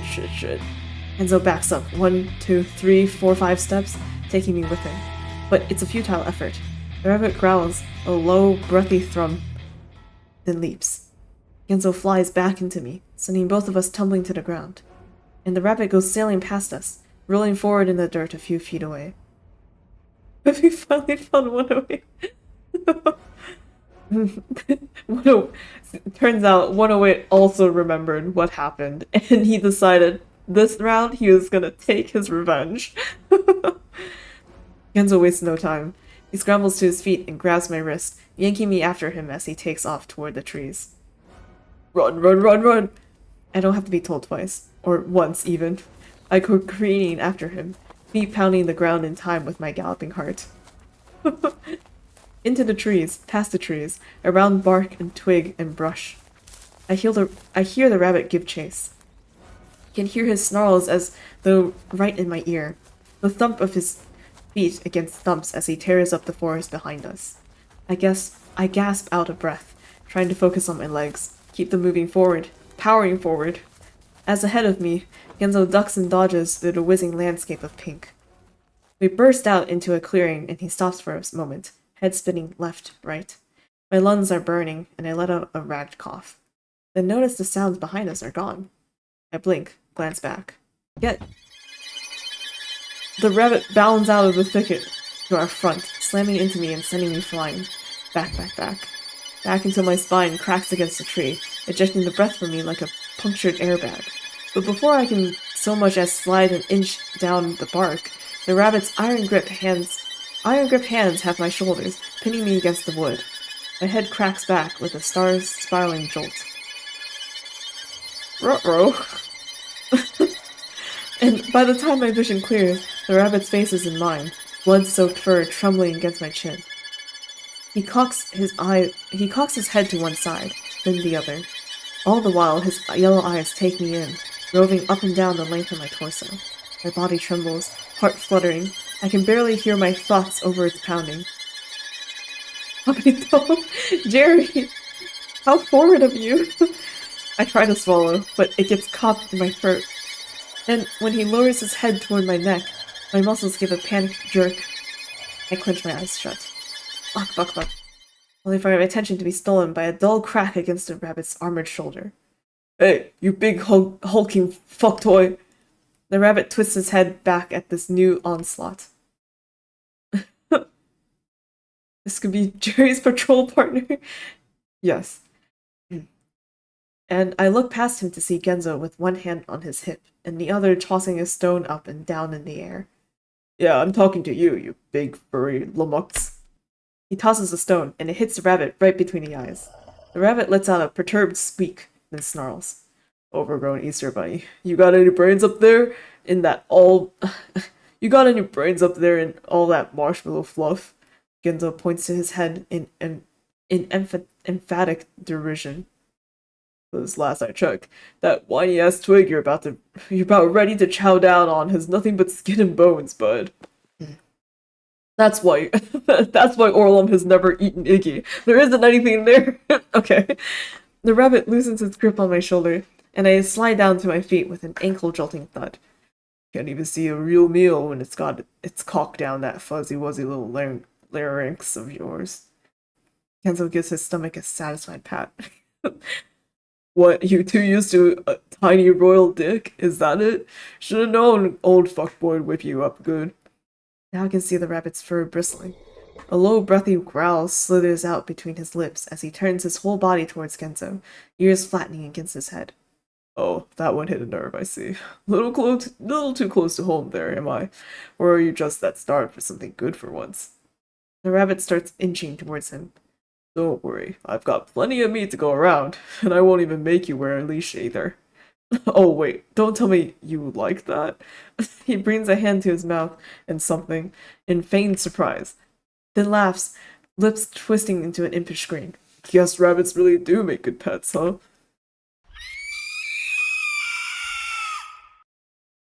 Jesus Christ, what the fuck kind of scream was that? The rabbit screamed, a shrill, phlegmy wail, so loud I have to slap my hands to my ears. So it's confirmed that he pumps the rabbit. No!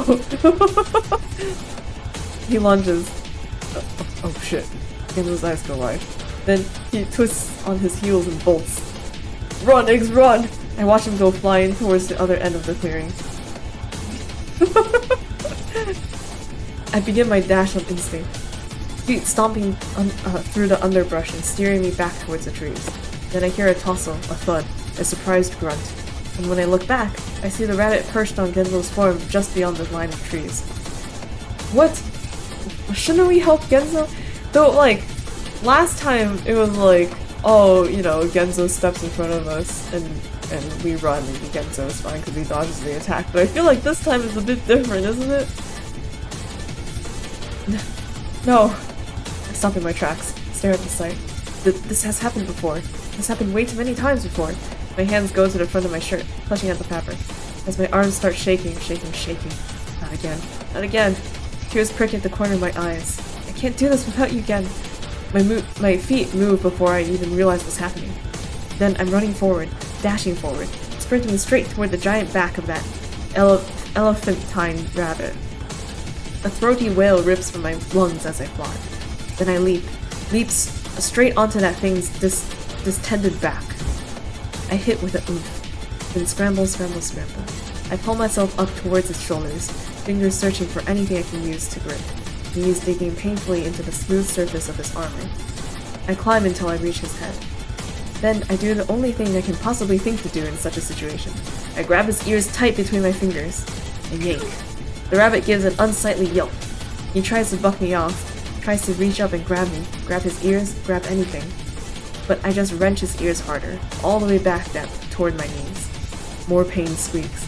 I can feel his body twitch in pain, and his hands grapple helplessly at his throat and shoulders, unable to reach me. Beneath us, Genzo watches in wide-eyed wonder, still splayed out on his back. Then his gaze turns sharp. I see him dig in his pocket and pull out something shiny. Then stab. The screwdriver goes straight into the rabbit's exposed neck. Keep holding him, Iggs. 1 stab, 2, 3, 4, 5, 6. Again and again, Genzo jabs the twit straight into the bloody mass of fur. The rabbit's body spasms beneath me, nearly choking me off. But I hold as fast as I can, my whole weight going into my claw-like grip on his ears. Genzo keeps going, on and on. Blood's flying everywhere now, painting his hands, his face, the grass below. The entire front of the rabbit's armor is red with it, so bright and brilliant I can barely look at it. And the squelches, like tugging a boot from waterlogged mud. Each jab spurting more and more goop across Genzo's fingers as the tip rips through more and more tissue, sinews, and veins. Genzo gives an almost desperate-sounding bellow, then slaps it in deep. Deeper than before. Buried all the way to the hilt and further, still further, his grip tight as steel on the handle, and his hands practically invisible amongst the red silk fur. Then he holds it as the rabbit chokes and gurgles and sputters. Holds it as the rabbit's body twitches and shivers and spasms. Even keeps holding it as the rabbit gives one final jerk before collapsing forward. Oh shit, sorry. Slumped on top of him and slamming his head and back against the ground. There's a moment of silence. Of complete and utter silence. The two of us just lying there with the rabbit corpse between us, growing pool of blood soaking Genzo's jacket. I blink and look down at him over the rabbit's shoulder. He returns the gaze in what looks like half-dazed shock, before promptly grinning. The same stupid shit-eating cavalier grin he shot me so many times before. He yanks the bloody screwdriver out of the rabbit's neck with a spray of red. Never leave the workshop without it. I roll my eyes, but feel a wave of relief wash over me all the same. We did it. We killed the rabbit. I'm not sure how we did it, but we did it. A release of tension shudder runs up the base of my spine to the top of my skull, making the tips of my hair tremble. Give a V for victory. He's almost there. Kill the rabbit. Can we get this 2-ton tin can off me though, maybe? Damn near making me shit my own guts out on the grass. He shoves against the weighty torso, keeping him pinned. Oh, right. My voice cracks unbecomingly as I roll off to the side. The two of us make for a sorry sight as we push ourselves back to our feet. Hair amused, clothes mused, unsightly red stains streaked across skin and soaked into fabric. Genzo scratches the back of his cap and looks around, beleaguered breath slowly returning to normal. I follow his gaze. You think there's more of them? Murder rabbits go, more murder rabbits follow, or something like that. I scratch anxiously at my arm, not sure I'm ready to take on another one of those things again so soon, or ever, to be honest. Shall we keep moving then? This whole fucking forest is giving me a plus-size case of the willies. Yeah.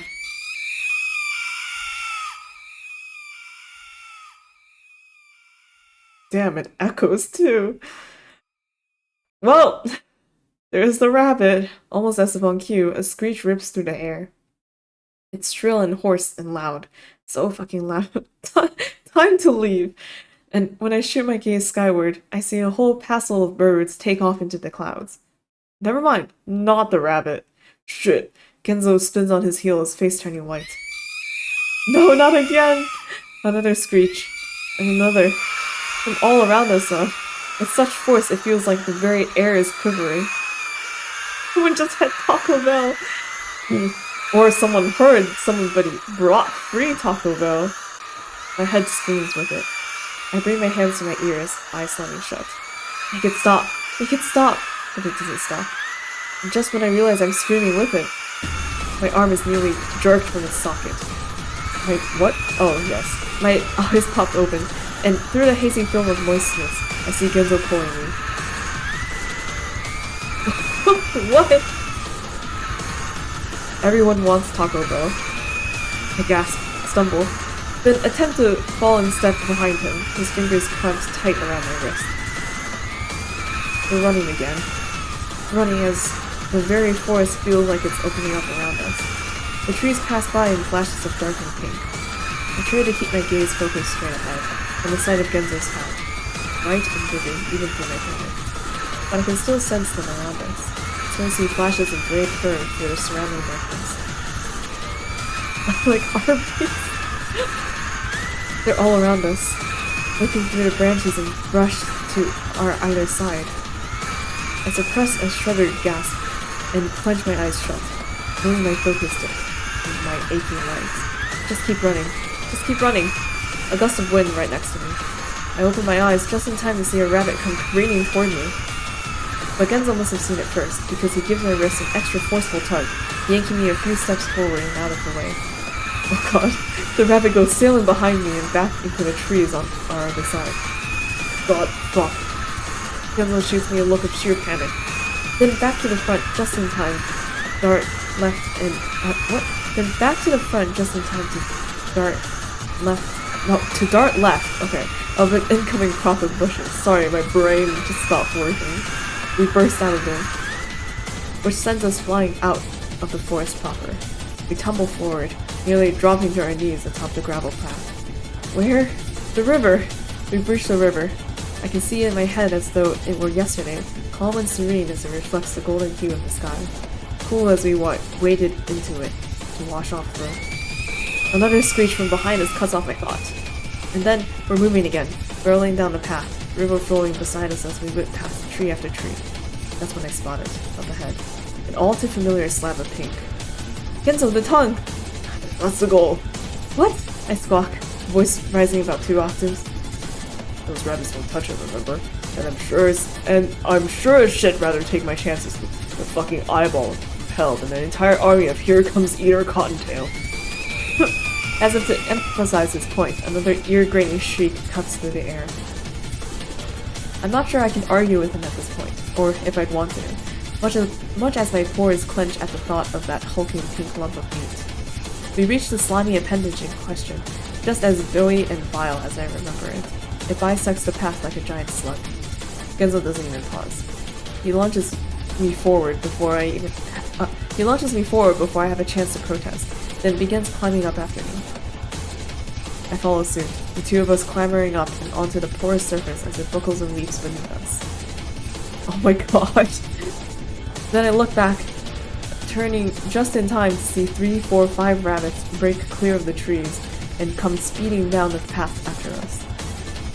I watch, narrow my eyes. Kenzo? What? He pushes himself to his feet with a wobble.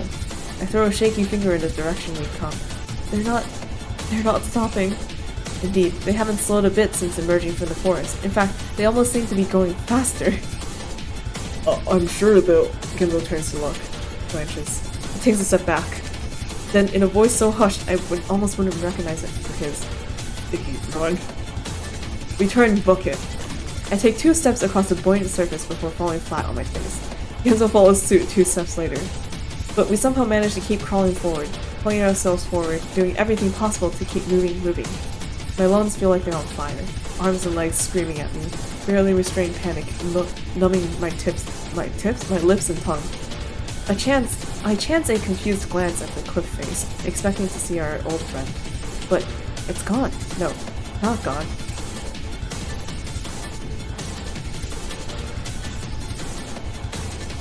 What?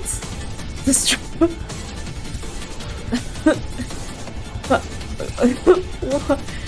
Bits of gooey eye decorate the rock, like half-solidified egg white splattered against the wall.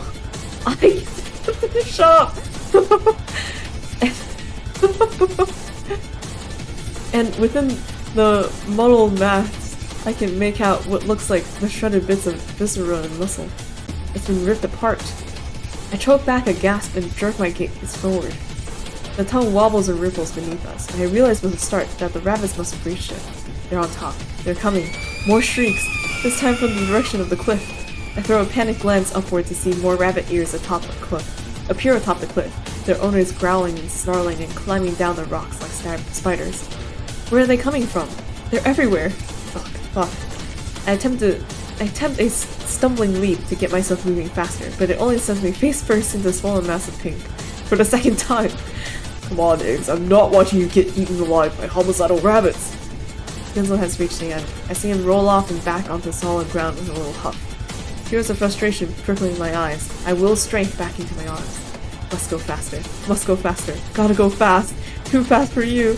But this isn't enough for Genzo, who takes one look at me, one look at the rabbits, then promptly grabs my arms and yanks me the rest of the way off the surface of the tongue. I wonder if that VA is okay. I wonder if that is a VA to begin with. It could just be a noise made by something else. We go flying, and though I attempt to stick my hands out, it doesn't help. I land hard on my chin in the dirt, bouncing and rolling a few feet away with subsequent cracks to my skull. Genzo is back on me in a flash, tugging at my collar in an attempt to get me up and moving. Come on. I can hear the panic frustration in his voice. I'm trying. I cough, wobble to my feet.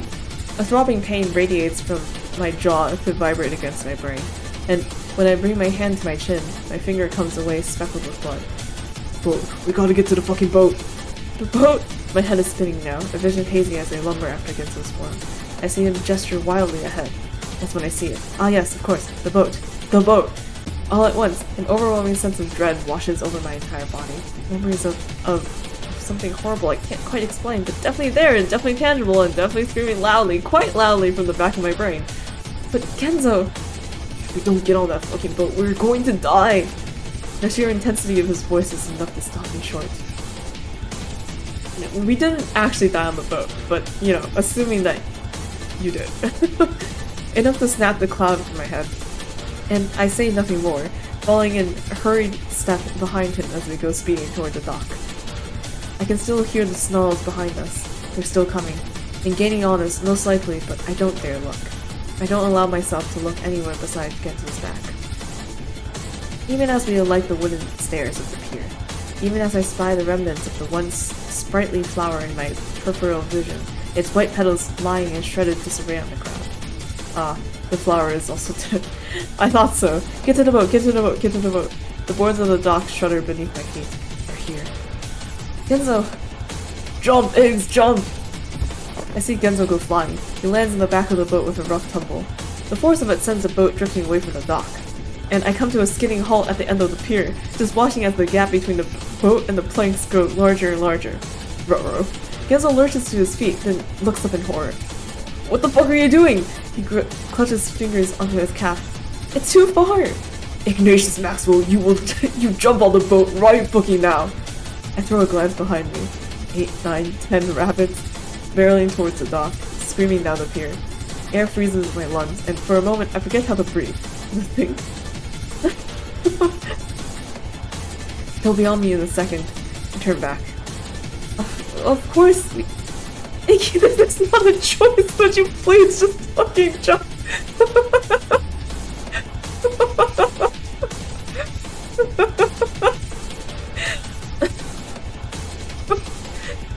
But... Genzo has his arms outstretched, his face a deathly shade of white. He's right. Fuck, he's right.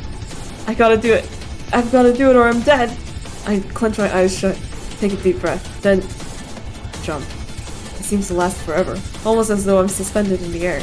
Then, all at once, time speeds up and I'm flying, flying, flying. I miss the boat by a good foot, plunging instead straight into the water. I like how the music is muted too. Fuck! I hadn't been prepared for this. As I gasp in surprise, water invades my mouth, my throat, my nose. I sputter, throw my arms out, battle desperately with the sloshing froth. The boat. Where's the boat? I grapple for the white wall. My fingers slick against the surface. Then a set of hands find my shirt. Genzo's fingers clench into the fabric as he tugs me up and out of the water. I emerge like a fish on a hook, still choking and clawing into the air, clawing at him. But he somehow succeeds despite my panicked flapping to drag me over the side and into the boat proper. We go down with a wet slap on the deck. It takes me a moment to stop flailing. Genzo just tugs me in close, his arms around my midsection, and his heart beating a mile a minute through his jacket. I start to calm. Slower, slower. My muscles relax, body going slack in his arms. And then I just sit there and breathe. God fucking... I let the air whistle between my teeth with each breath. My arms and legs feel like jelly, white sloppy noodles lying inert on the floorboards. Genzo glances up at the receding dock. It's lined with rabbits now, all of them just standing there, hissing and snarling, the occasional streak still biting the air. But we're safe, floating, sailing away, away, away. Aside from behind me. Genzo looks skyward with an exasperated groan. If you can stop giving me a heart attack every 5 seconds, that would be great. Thanks. I try to think of something witty to say in response. Hell, I try to think of anything to say in response, but my head's still too much of a jumble to form a proper speech. So instead, I just let out a little bleh and stick out my tongue. Attractive, Genzo replies. But I can hear the smile in his voice.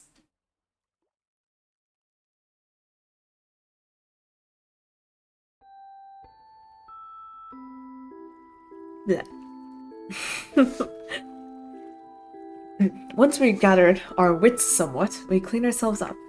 It's chilly on the boat though, particularly in my wet clothes, and I sit shivering atop one of the benches as we drift along till Genzo notices and gives me his jacket. Though perhaps gives isn't the right word, given the way he forces it on me despite my protests.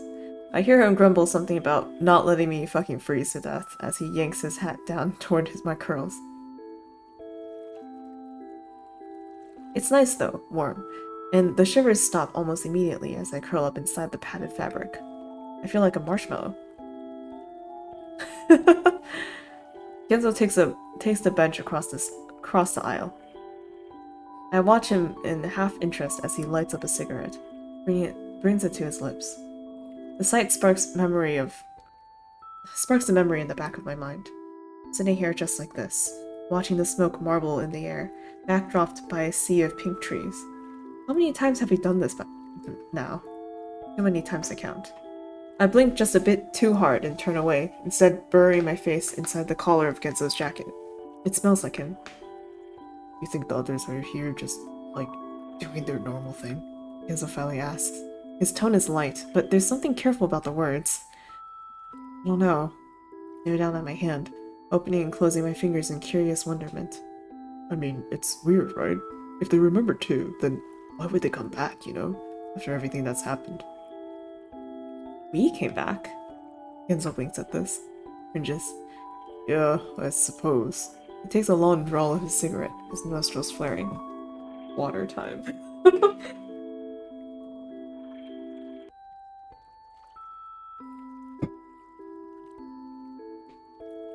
They did mention though, like, you know, like, we have to like follow according to plan or whatever. Like, they have to go at night, you know, and their wishes all stay the same too. So, I'm not sure. Suppose it always comes back to Bucks. That's true, the call from Bucks still has me really confused. He takes a long, slow draw of his cigarette, his nostrils flaring. I turn my gaze toward the sky, waiting a few moments before continuing. I think something's wrong. A pause. I think they might be in trouble. Why else would things be so weird here? You say as if weird isn't on par for the course in this fucking place. Genzo laughs. True. I furrow my brows. But I just mean more than usual. Genzo murmurs in non-committal acknowledgement. I don't know what he means by it, but I don't but I don't ask. Okay. Well, I guess now's the time as good as any for me to yap about something that I've been thinking about. I have thoughts. So like, I remember some time ago, Orlong was saying that when he came back to Wonderland, like everything was like in disarray or something. Like people were not, like, I don't know how to describe it. Just everything was shit, and he was like, I made myself king, and now I've returned peace and harmony to Wonderland. Isn't it great? You know? And like that combined with the that combined with kind of like the intro section with like the black and white doodles, you know, where it was like the tree, the giving tree, and the tree would grant like anyone's wish because it likes granting wishes or like feeding on wishes or something. I don't know. And then, but like, it explained how like too many wishes or like corrupt wishes or whatever, kind of like ruin the tree.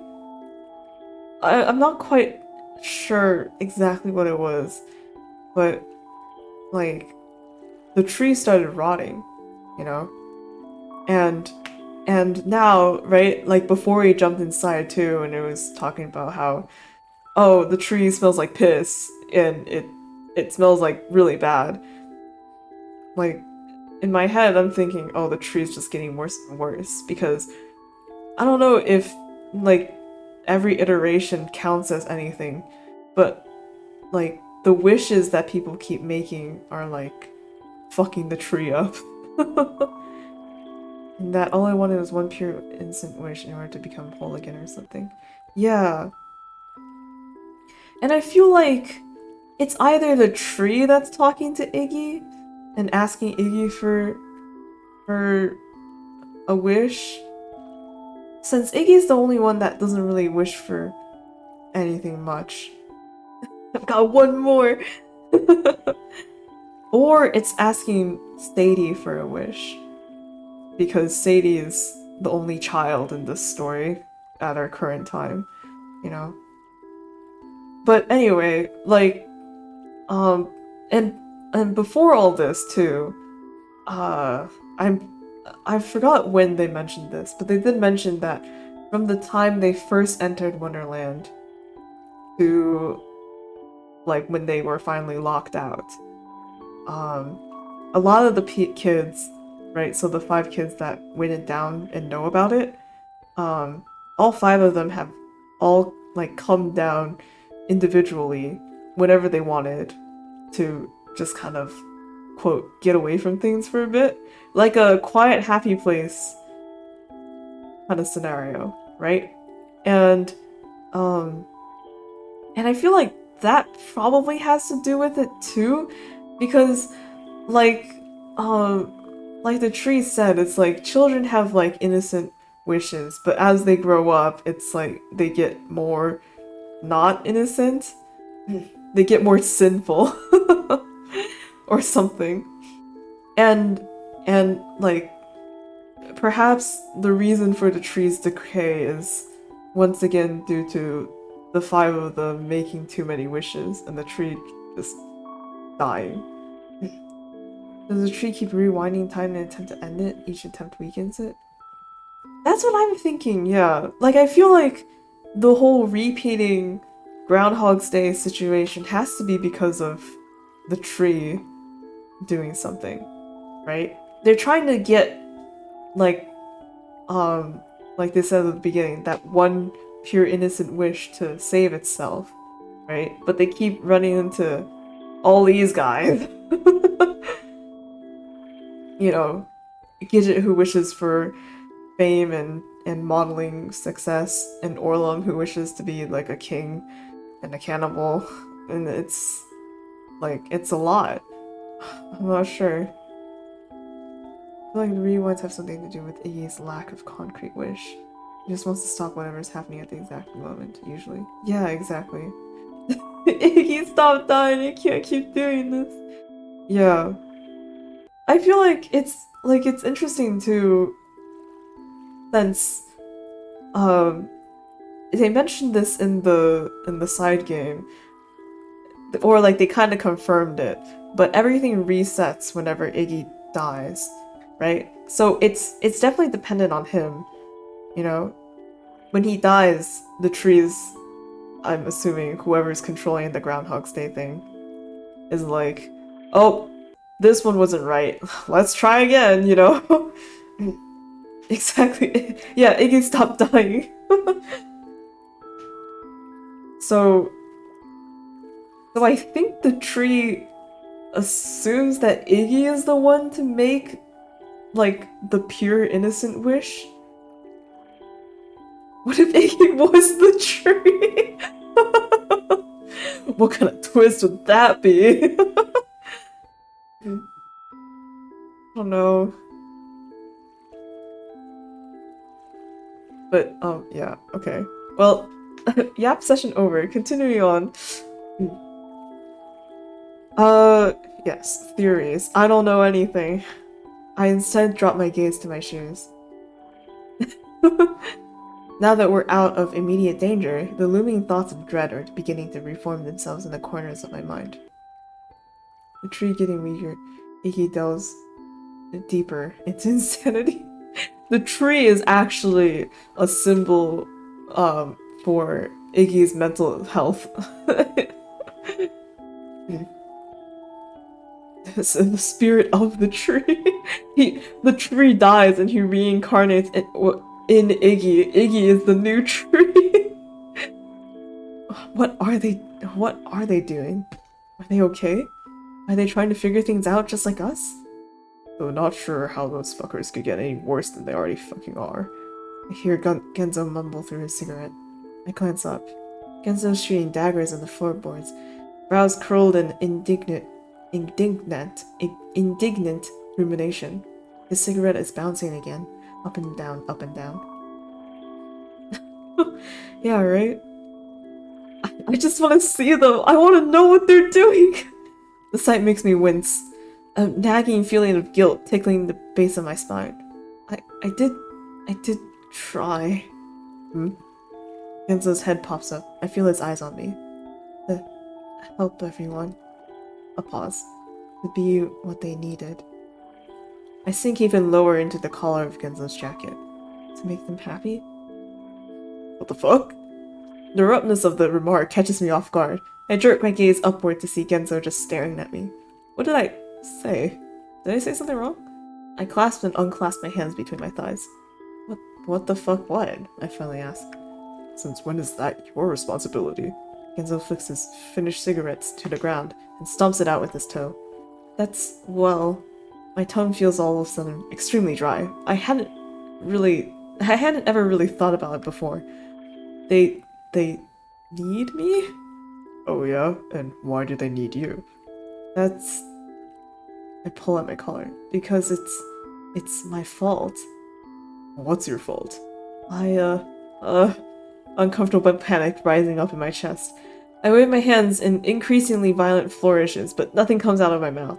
I try and I try, eyes clenching and unclenching. Then, finally, everything! It pops out with a little hiccup, trembling on my lips. And with it, I feel the heat form on my face, my neck, behind my eyes. My throat is already constricting. The tears are coming, because I can't even have a normal conversation like a normal human being. Everything's my fault. My vision goes blurry as the water fills my eyes. I wanted to make everyone happy, but I couldn't. Instead, I just ruined their lives. Ruined your life. I can't do anything right. Can't be there for people. Can't say fuck the right thing.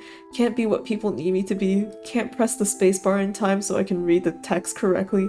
I try and I try, but all I ever do is make things worse. I bring my hands to my temples, fingers digging into the fabric of Genzo's hat, into my scalp. So hard my head begins to pound. Genzo just stares at me, a look I've never seen before on his face. I don't know what's wrong with me. I curl my arms around my chest with a shiver. Yeah. Genzo cocks his head to the side, blinks, then reaches forward and yanks the side of my hat down practically to my chin. We're in a little waterlogged there, because you're not making any fucking sense. The hell are you going on about ruining people's lives? How have you ruined anyone's life, huh? It's true! I try to wrestle his hands away. Everyone would be better off without me. This must spark something in Genzo, because without missing a beat, he brings the palm of his hand straight across my jaw. I sit there in silence for a moment, stunned. And when Genzo speaks next, his voice is strained, trembling. Don't you fucking say that. Do you hear me? His index finger comes out, quivering just in front of my nose. I grow small, so small, practically curling in on myself. Shame dapples on my cheeks. Are you even fucking listening to yourself, Higgs? Why would you say something like that? I'm shaking now, and when I look up next, the tears are running freely down my cheeks. The accident, it was my fault. If you hadn't... Genzo's face goes blank, his jaw tight. And then I abandoned you. I left you all alone. Your best friend. I let out a choked hiccup. I was just so scared and confused. I didn't know what to do. I see Genzo's lip twitch, tremble. He brings a hand to his hair, clenches his finger in his curls, looks away up at the sky, his eyes strained and his bottom lip clamped between his teeth. Iggs. His voice is low and hoarse and crackles between his breath. Iggs, it's okay. I was scared too. I was scared most of high school, to be honest. Terrified, more like. Tiny smirk. Why else did you think I was so fucking insufferable? He drops to a squat in front of me, knuckles curling atop my knees. But that's not your fault. None of what happened is your fault. It's no one's fault. Just a shitty fucking thing that happened. I don't look up to meet his gaze. He pops my chin up with the side of his index finger. I look everywhere but his eyes. He, however, just cracks a grin. Neither one of us had any idea what the fuck was going on with ourselves.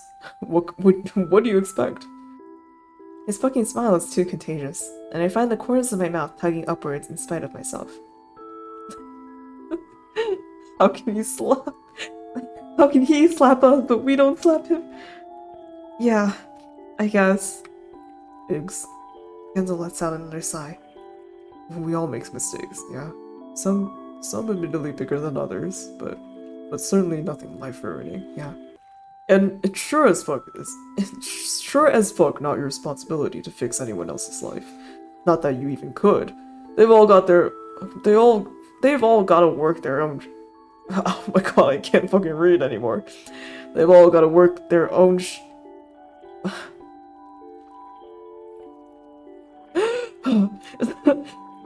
They've all gotta work their out shit out for themselves. Is this a typo or am I just stupid? I don't know.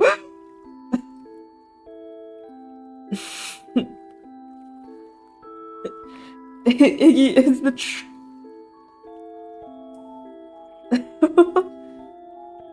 the symbolism. I see. It could be a typo. That would make sense. He points his finger at my chest, giving it a little tap.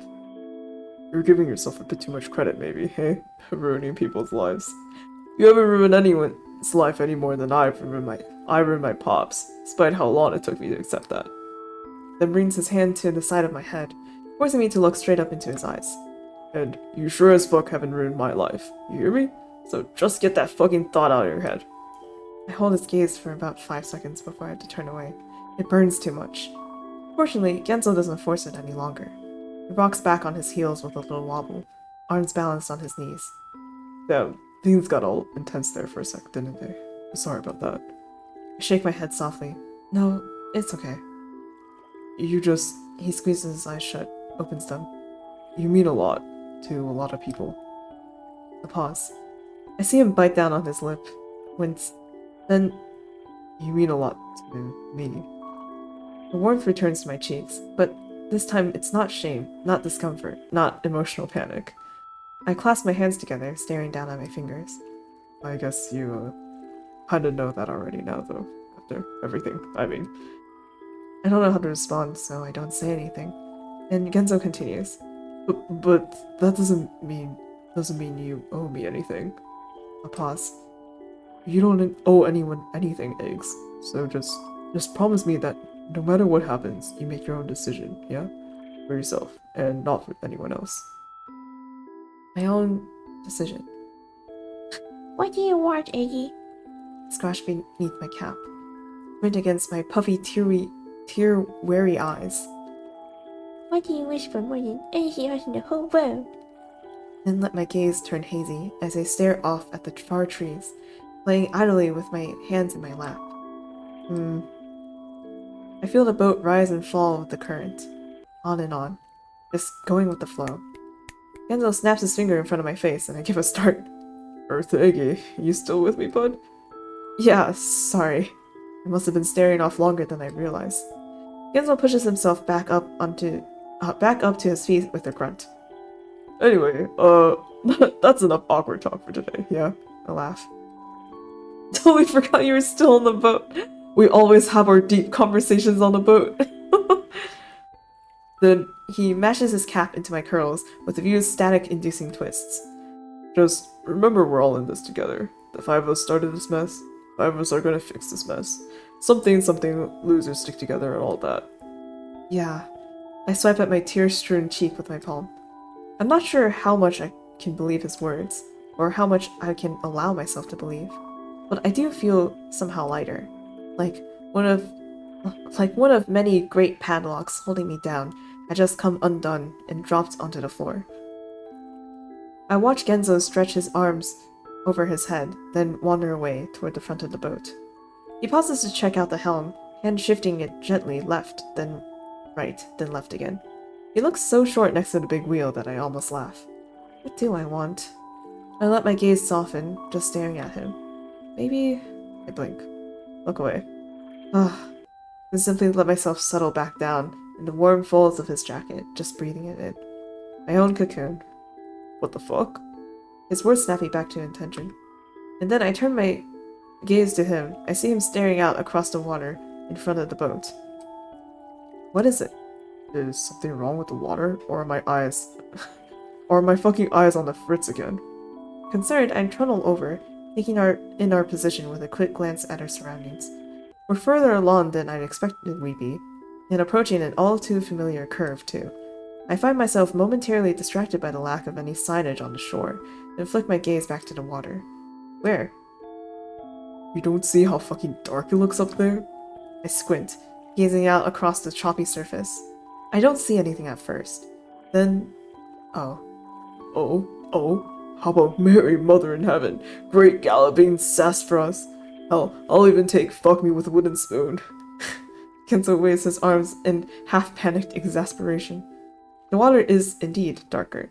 Not just darker, black, like oil spreading out across its surface. I lean over the railing to get a better look as we approach. That's definitely never happened before, right? Tell me that's never happened. That's never fucking happened before. Pretty sure not. We watch as the boat begins cutting its way through the black stain. Nothing happens at first. It seems as much water as the surrounding river. Then I notice the boat slowing ever so slightly, as though requiring more effort to continue its forward momentum. It's getting darker now, darker and thicker, slapping against the side of the boat as we push our way through. And the smell, I can't quite place it, like copper or rust. Is it blood? Is there so much blood that the water has turned black? Also, I see it in the picture too. Okay. But with a slightly burning after whiff. It gets more and more overpowering the further we sail, to the point that I have to cover my nose. I'm getting a little fucking concerned here. Enzo leans down, his index finger stretched towards the goopy liquid. No, don't! The words come out of my mouth as if on instinct, and I lurch forward to slap his hand away. What the fuck? But he doesn't finish his blood and rust? Yeah. Because now we're both staring down at the bottom of the boat. The point of contact between the wood and the water. It's sizzling. Shit. Kenzo's face goes gray. And I back up from the edge in 1, 2, 3 giant steps, my hands to my mouth. The burning smell. It's stronger now, much stronger. Little wisps of smoke drift up and over the railing. What is this stuff? Acid? Kenzo rubs at his forehead, harder and harder. The boat gives a shuddered jerk and nearly sends both of us to the deck. And I throw an anxious glance back at the water wheel currently chugging behind us. Thick, heavy globs of black muck are dripping off its slats, and foamy chunks of wood are already starting to crumble and fall, almost like cookie bits left in milk for too long.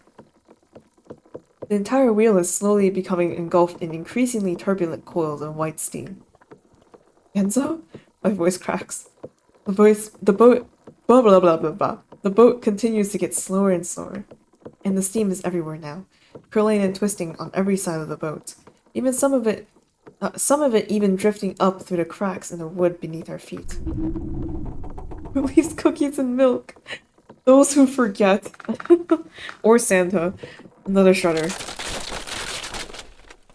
Ruh-roh. A huge chunk of wheel collapses in on itself, followed up by a groan as the entire left half begins tilting inward. Then the boat comes to a complete and undeniable stop. I feel tendrils of panic begin creeping up beneath my collar. Yep. Shh, don't worry about it. Too much milk and cookies, Santa. We stopped! We stopped! Hey, we got this. We'll figure something out, yeah? Enzo starts toward the other side of the boat. I see him eyeing our proximity to the shore. But there's no way. We're too far. I mean, I couldn't even make the jump from the dock to the boat. You think I can jump from the boat to the shore? Walking through this much stuff would be a death wish. Enzo starts pounding his fist against the railing in thought, mumbling something beneath his breath. Another shudder. But this one feels different. Less of a slowly crumbling death shudder, and a more of a something just hit the boat shudder. I twist on my heels, glancing around. The timing is... I twist on my heels, glancing around, gaze flickering from one side of the boat to the next. It seems like 2 drums and the cymbals might have played next to the boat. In the midst of this perusal, I notice where we are. The forest to our left has given way to a wide expanse of cleared land, revealing a strangely yellow hillock covered in what appears to be slowly smoking trash. My gut twists in discomfort, a slowly squirming spiral of dread working its way up my spine. The boat creaks, groans. I let my gaze drop to the floorboards, head cocking to the side as I watch the steam sneak its way up through the gaps. What? That's when a violent crack rips through the bottom of the boat. Well, that's the collector, right? And a massive black tentacle bursts through the wood. I don't even have a chance to step back. It shoots upward less than a centimeter from the tip of my nose, sending my veins whirl. My vision is filled with it, a all writhing fleshy mass of undulating sinews and slimy membranes. Iggs! Genzo is to me in an instant, grabbing the arm of my jacket and yanking me backwards. We stand there, staring at the tentacle. It stares back, somehow, even though it does not have eyes. Coils in seeming befuddlement. Oh, then bolts forward. Genzo football tackles me to the ground and out of the way, just as the tip of the tentacle whips through the air where we once stood. This fucking thing. Genzo's brows are furrowed so low I can barely see his eyes. We not get a single fucking break. He leaps back to his feet and charges at the thing. It's hard to explain exactly what occurs next. 1 second, Genzo is running at it. The next, he's leapt straight on top of it, pinning it to the ground and wrestling with the flailing head. He twists it between his hands as though strangling a snake, which seems to stop it for a moment. Then he jumps to his feet and brings his shoe down hard on the limb appendage. The power of God in anime. 1 stomp. 2. His foot descends in boat-rattling leaves that send the tentacle writhing and elicit one gooey squelch after another. After 5 or 6 of the resounding thumps, the tentacle stops moving, lying inert in a growing puddle of mysterious wetness. I lower my hands, gazing somewhat awestruck upon Genzo's huffing form. What is this? You wrestled a giant tentacle for me. Genzo glances up, looks away. I see a touch of pink grace his cheeks. I don't know about wrestled. More like fought for dear life. Girly pop? Oh, okay. Without missing a beat, another heaving creak rocks the boat, and with a rapid-fire series of snaps, a second tentacle bursts through the floor between us. You've got to be fucking kidding me. I back up, back. Heart pounding, brain screaming. Another crack, this time just to my right. Oh, look, they're facing each other. But okay. I leap backwards right before a third tentacle nearly impales me right up the middle, falling straight on my ass to the deck. I roll away toward the edge of the boat. Oh my god. Only to see tentacles crawling up the side and curling around the railing. I stagger back to my feet, heart like a steam engine chugging away in my chest. They're everywhere. I toss a glance at Genzo, who's currently going toe-to-toe with the one bisecting the length of the ship. He's got one hand wrapped around its tip, and the other wrenches the head of his screwdriver into its slick skin. I start backing up towards the half-collapsed water wheel at the end of the boat. I should help. I should do something. I squeeze my eyes shut, then back open. But what can I do? I can't do anything. Everyone always has to protect me. I feel the boat shudder beneath me, again and again. A long, low creak reverberates up through my legs, my spine. We're not getting out of here, are we? Even if we somehow manage to get through this, the next obstacle will surely claim us. This place is an unending nightmare. Yet we keep throwing ourselves back like gluttons for punishment. A guttural sense of dread is working its way up from my bowels, extending through my chest, up into my neck, my chin, my eyes. The shuddering is all around me now, the boat creaking and groaning like the Titanic about to go down. We're just going to keep dying and dying and dying. Dying until we can't take it anymore. Dying until it drives us mad. I watch Genzo tackle the nearest tentacle as another one slithers over the railing to grab at his ankle. What's the point? What's the point of any of this? No, stop it. I bring my hands to my head, palms pressed against my ears. You're not doing this again. I'm not gonna let you do this again. I squeeze harder and harder. So hard I feel like my brain is gonna pop out. Get out of my head. Get out of my head! Get out of my head! At that moment, the water wheel beside me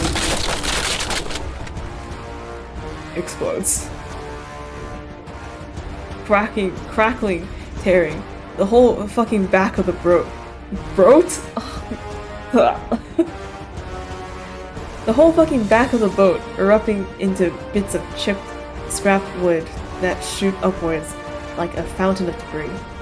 Then the tentacles follow. 8, 9, 10, so many of them, like one giant mass emerging from the watery depths. And as they rise, the boat tips backwards, tilting with a horrific groan and sending Genzo and I slipping and sliding on the inclined surface.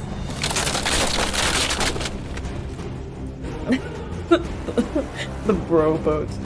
I lose my balance. This boat is not very bro though. It's dead. I lose my balance and go flying into the half-collapsed overhang of the boat as Genzo latches on to one of the benches. Then I can only stare at it. Stare at the wriggling worm-like throng spreading out across my vision. That's when it comes for me. Two of the tentacles whip forward, encircling my waist and neck and lifting me up towards the sky. Oh boy. Iggy! I can't even turn to look at Genzo, my whole body wrenched in increasingly unnatural angles, and more and more of the black snakes latch on. I try to tug against them, try to pull my chin and mouth free from their mucus slick skin. But they just coil tighter, so tight I can barely breathe, barely think. I feel myself being tipped forward, backwards, then to the side, almost as though being studied. And I groan in discomfort as I feel a sticky wetness drip in heaping globules down my skin. I close my eyes, open them, then glance toward the far shore, the shore with the yellow hillock. And that's when I see it, standing there, completely innocuous, just staring up at me. No. I try to turn my eyes away, but I can't. Oh no, no, no. Panic cinches around my heart as my body goes cold, but still I can't look away. My eyes are glued to it. It has me. It cocks its head to the side, then it changes. I don't know how to explain it, only that its body seems to open up all at once. 100,000 layers of 100,000 emptiness, of 100,000 universes, and all of that enters my head, enters my mind, enters my synapses. What? And then everything goes dark. I wake up to the sound of Mrs. Dowish's trash can going roll roll thwack on the pavement. Okay, sorry. You think collected? It seems like I'm not sure. It's gotta be something. All around me, it's white. Where am I? What am I? Can't see myself. Can't feel myself. Am I floating? I can't even tell. Moving my body provides no sensory response. It's bright though. So fucking bright. And I want to close my eyes to block it out, but I can't. Can't turn it off. Can't look away. It's all around me. Part of me. I am nothing. I pause for a moment, pausing my thoughts. But I can't tell if it's a moment or 500 moments. From one empty thought to the next. I don't want to be here. I'm so alone. Nothing but me in this endless world of white. When will it end? It can't end. I'm not even here. I'm just a formless gathering of nerves. The feeling when you hit your elbow. Tingly. I just want to go home. I want to exist again. For some reason, for someone to look at me. Smile at me. To tell me I'm okay. White. So much white. It's when I feel it. A touch? I can feel it on my non-existent arm. Is it real? If I'm not real, how could it be real? But when I focus on it, I feel grounded. Maybe I am real. I reach out. Yes, there's my hand. I can see it. I swear I can see it. I reach out, searching, groping, wanting that touch, needing that touch. Don't leave me. Don't leave me here all alone. I just want to belong. Fingers. I feel them in mine. They're curling around my hand now. A non-existent smile forms on my non-existent face. I could cry from it. Cry from that touch. Take me back. Take me back. Take me back, take me back, take me... I gasp as my eyes snap open. Genzo's looking down at me. Over me. Where am I? Lying somewhere... Lying where? What happened? What's going on? My face must look like a ghost's. Eyes wide and blinking. lips trembling as I take in breaths I feel as though I haven't taken in hours. But above me, Genzo's face is soft and relieved, and filled with something I can't quite place. What do you mean? VN and philosophy, very fine line between the two. Exactly. A pain tiredness. Damn, I didn't think that'd actually work. He mutters, so softly I almost don't hear him. Maybe I am good for something after all. I see him smile. The faintest, tiniest little smile. Then his eyes flutter close, and he collapses. He lands half on my shoulders and half on the ground, a limp sack of potatoes pinning my right side against the dirt. Then he just lies there, motionless. It takes me a second to find my thoughts. My mind races to piece together the current situation, but there's nothing to explain it, nothing to connect the dots. I throw a shaky glance at Genzo, but he appears to be out cold. Shit. I push myself up with a wince, my body strangely stiff, and Genzo rolls off to the side. Genzo? Now I'm the one over him. I give his shoulders a shoulder a shake, gently slap his cheek. Genzo? But he's unresponsive. Features lacks. Sweaty veins clinging to his forehead. Anxiety bubbles up in my belly to pop in my lungs. He's not dead, is he? He can't be dead. I lean forward, almost too scared at what I will discover, and hold my ear near his lips. No, he's breathing. Thank fucking God. But then what? When I sit back up, I see it. His legs. His pants are shredded and torn, and the skin visible through the threadbare holes is pink, splotchy. Dude, for a second I thought his legs, they're gone. I'm like, fuck, no, we can't do this again. White chalky burns oppose gooey red blemishes and nauseating checkerboard of acid-streaked abrasions. Oh, he walked through the water, right? Water, in quotes. I bring a hand to my mouth to stifle the gasp. Then finally turn my gaze to our surroundings, hoping for an answer, desperate for an answer. We're surrounded by trees, a small clearing of sorts. But when I follow the tarry streaks of black that lead away from Genzo's shoes like some kind of breadcrumb trail in the dirt, my eyes hit water. The river. It's not that far away, just through the sparse patch of trees to our left. Then I peer back down at Genzo's legs, all the bits of white singed fabric tinted with black. Bucklandia. Oh gosh. Tears start burning my eyes before I can stop them. Stupid. I drop my fist on Genzo's chest. Stupid, stupid, stupid. Once, twice, again and again. Pounding his stupid fucking chest as the tears run rivulets down my cheeks. Why do you always have to be so stupid? I pound until the energy fades and my arms and shoulders sag and my body slumps inward. Ours. I'm silent then, just sitting there as I wait for the tears to stop. What happened? I can't remember a thing. Not even vague images. Just white, complete and utter white. I let out a shuddered breath, then blinked back the watery veil. I have to stay calm. I have to stay focused. Enzo needs someone to take care of him. Needs me to take care of him. I yank his hat off my head and place it carefully beneath wiping his hair back and out of his face. Then shrug his jacket off and drape it across his front like a blanket. That'll help? I wince, then bring my hands to my newly exposed arms. I'm not sure if it's just a sudden loss of warmth, or if I'm actually that cold, but I feel myself shiver slightly. It's getting chilly, and dark too. I glance up through the leafy veil above our heads. The sky is starting to dim. It'll be dark soon. Damn. The thought of being all alone in cold, dark woods is definitely not appealing. And not good for Genzo either. He could get sick or worse. I pound the heel of my hand against my forehead, thinking. Ah, a moment of enlightenment striking me. I dig my hand into the pocket of Genzo's coat, fingers curling around his lighter. Yes, I can do this. We're gonna cauterize the wound. I can solve everything. I can make things right for once. Or are we gonna burn the trees? I don't know. Start a fire? Forest fire? Campfire? I push myself to my feet with a little wobble, tuck the lighter into my back pocket, then get to work. I've got a fire to make. Okay, not cauterizing the wood. He didn't get someone called Smokey the Bear. Stop, drop, and roll. Right, he's not bleeding out. You can tell my medical knowledge is it's very.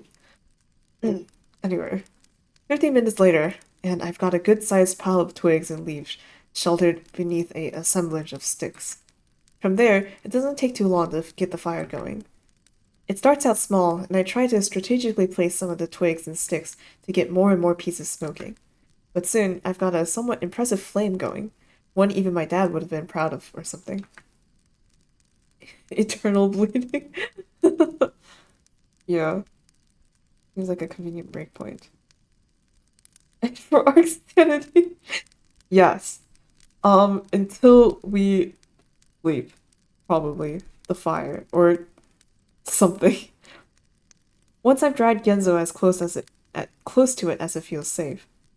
Wait. Once I've dragged Genzo as close to it as feels safe, I sit down myself, tucking my knees up towards my chest with a sigh. My body feels exhausted. That I don't have any more pressing tasks to attend to. I try again to remember what happened, digging into the dark recesses of my mind. But there's still nothing. Not a single image, flash, sound, smell, vague hint at what happened after I blacked out. Not blacked out. White out. White. Is that even a thing? Yes. I rub at my eyes so hard dizzy colored dots dance across my vision, then simply stare into the fire. It flickers and shimmies across the black expanse of the surrounding woods, an orange dancer in the dark. The heat is welcome. A heavy chill has settled down on top of the trees with the loss of the sun. The fire's warm glow nestles against my skin like my grandma's old quilt.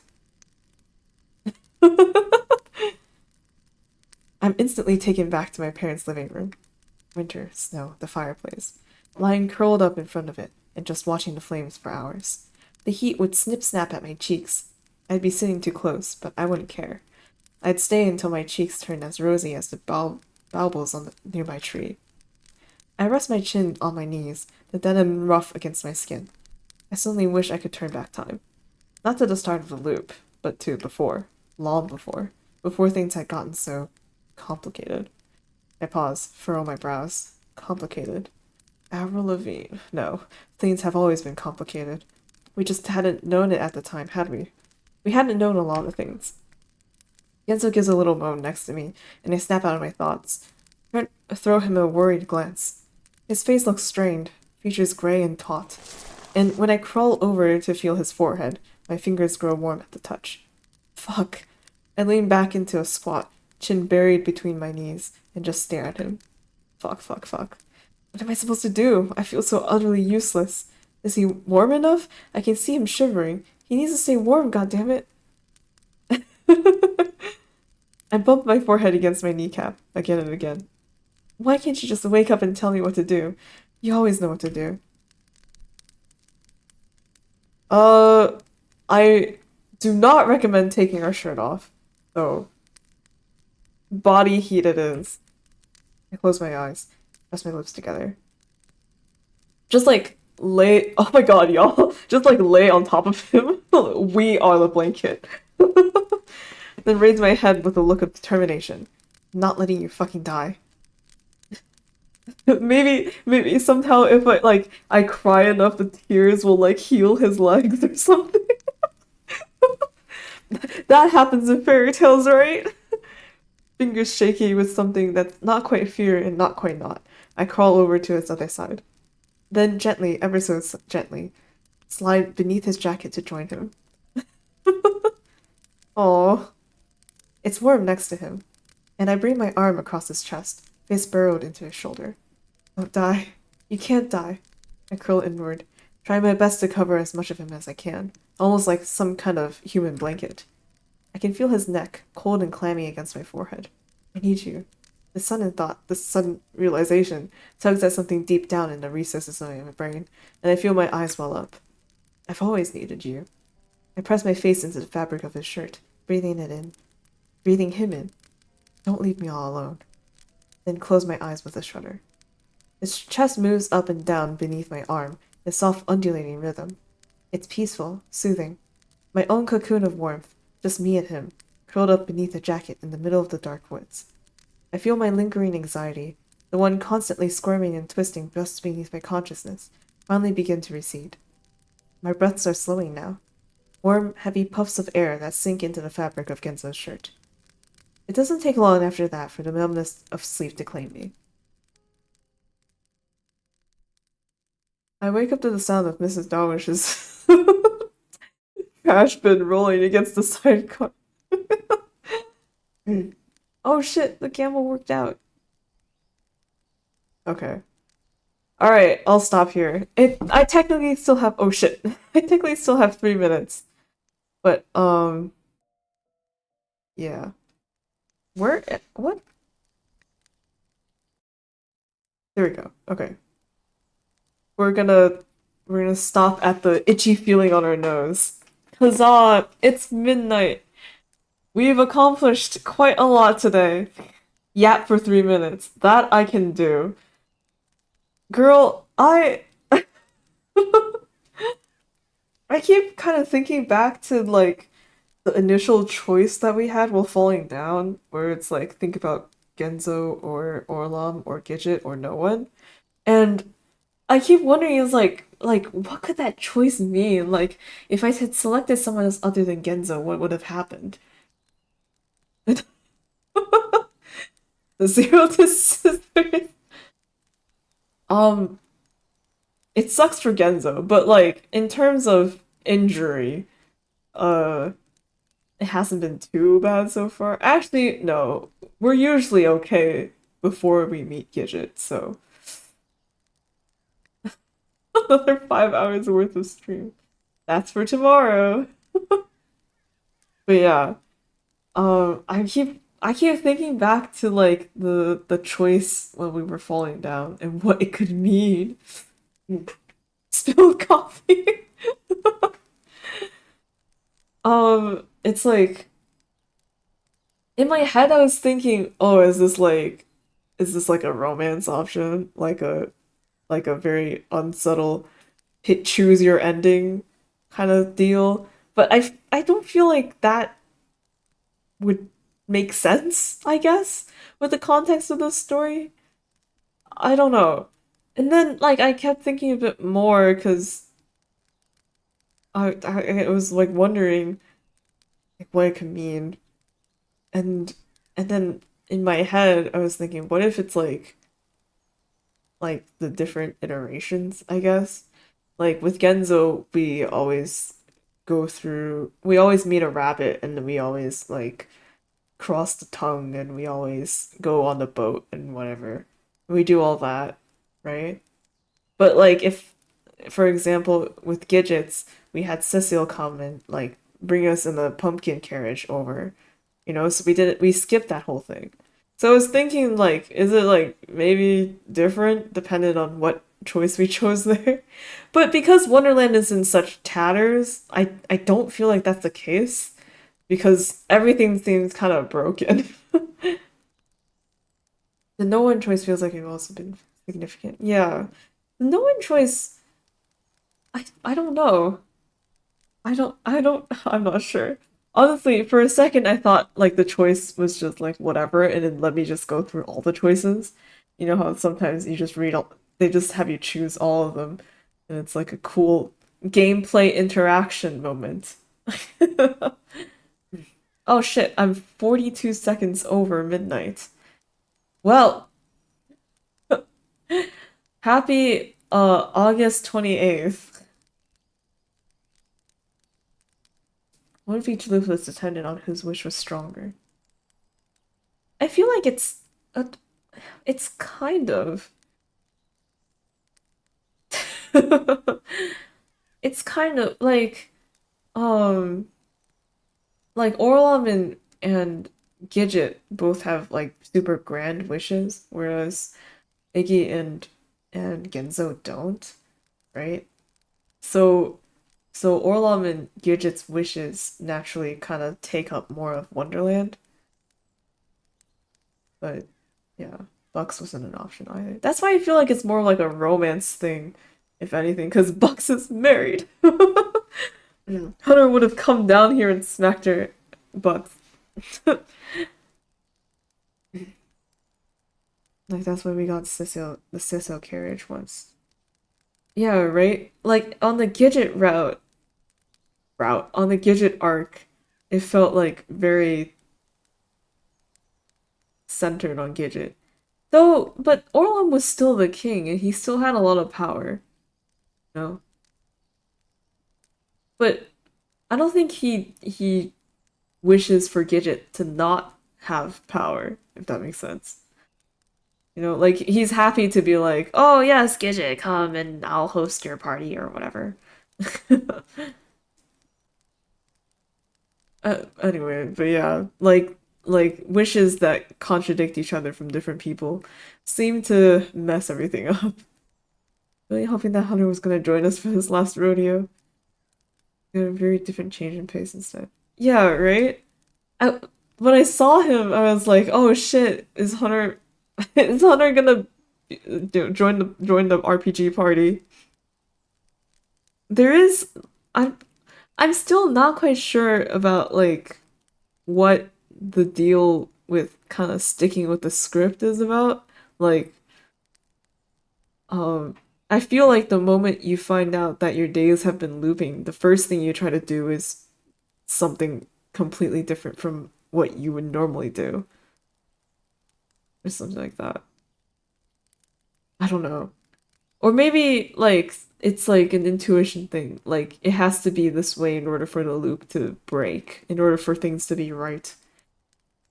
Or like Iggy says, it's like a like a he can't help it. Even if he runs away, like eventually he'll come back somehow or something. Repeating them because that's what you would do versus repeating them because you feel like you have to. Yeah. Hmm. Yes, some Greek fate stuff.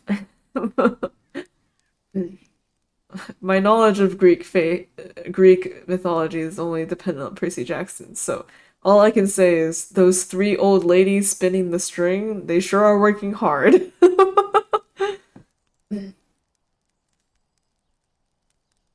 But yeah, okay. Um, I am hoping that tomorrow I will finish this.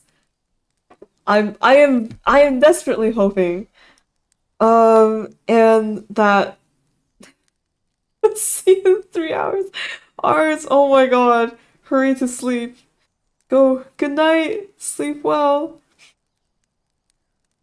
Just 1 through 4. You're essentially making the same choices under similar circumstances with similar knowledge. Yeah, exactly. Though that's true. Man, honestly, like all I want is just for them to fucking figure things out. Like I'm so desperate for them to make up right now. Like it's the thing that's plaguing my brain. I need to see it happen.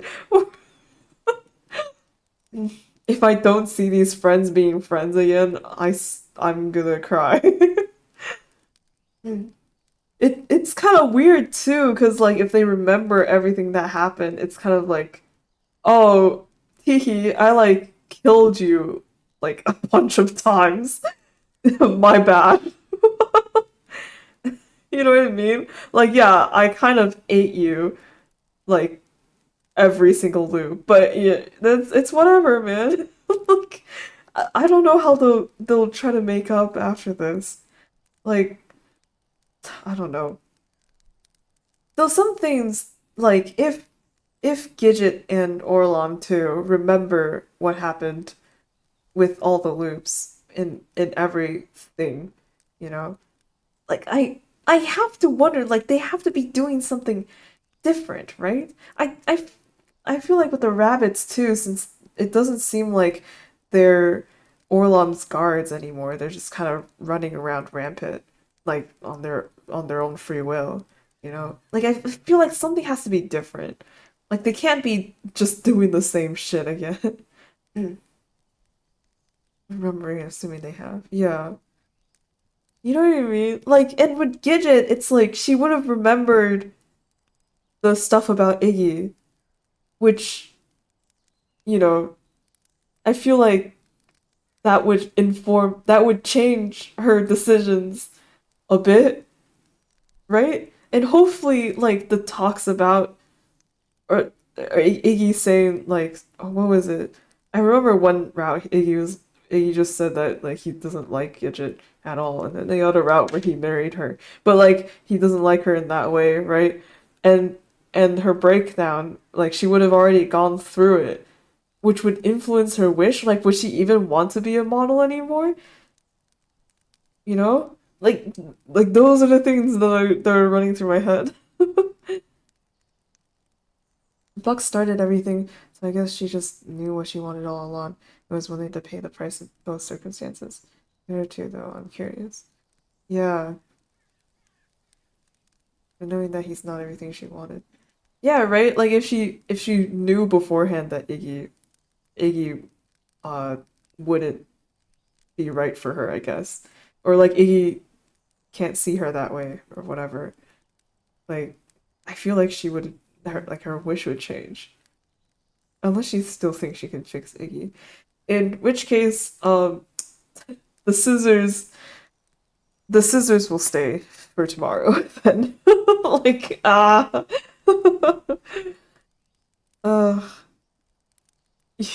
yeah.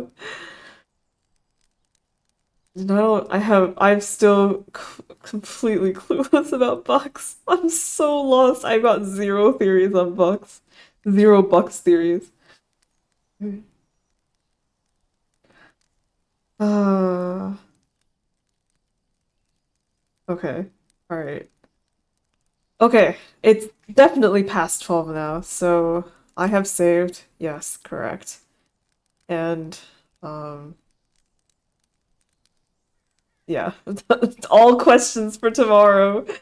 If Orlum doesn't have a bunny brigade, is he still kinging it up? Can he?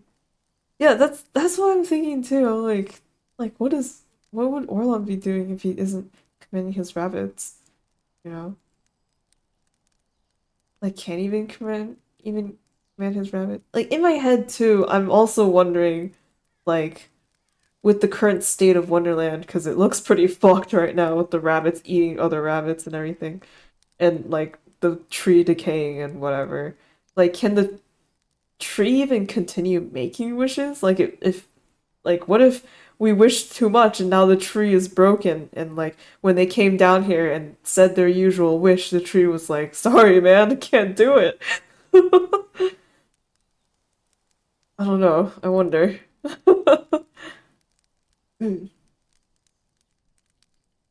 But I really hope that because they remember that they do not go crazy like before, and um and that Gidget doesn't harass us and Orlum doesn't eat people. Because if this is the final route and this is the final loop, then that would be crazy things to exist with afterwards, assuming we actually like get back from Wonderland or something. But yeah. Okay, alright. Enough yapping. Enough yapping, you gotta sleep.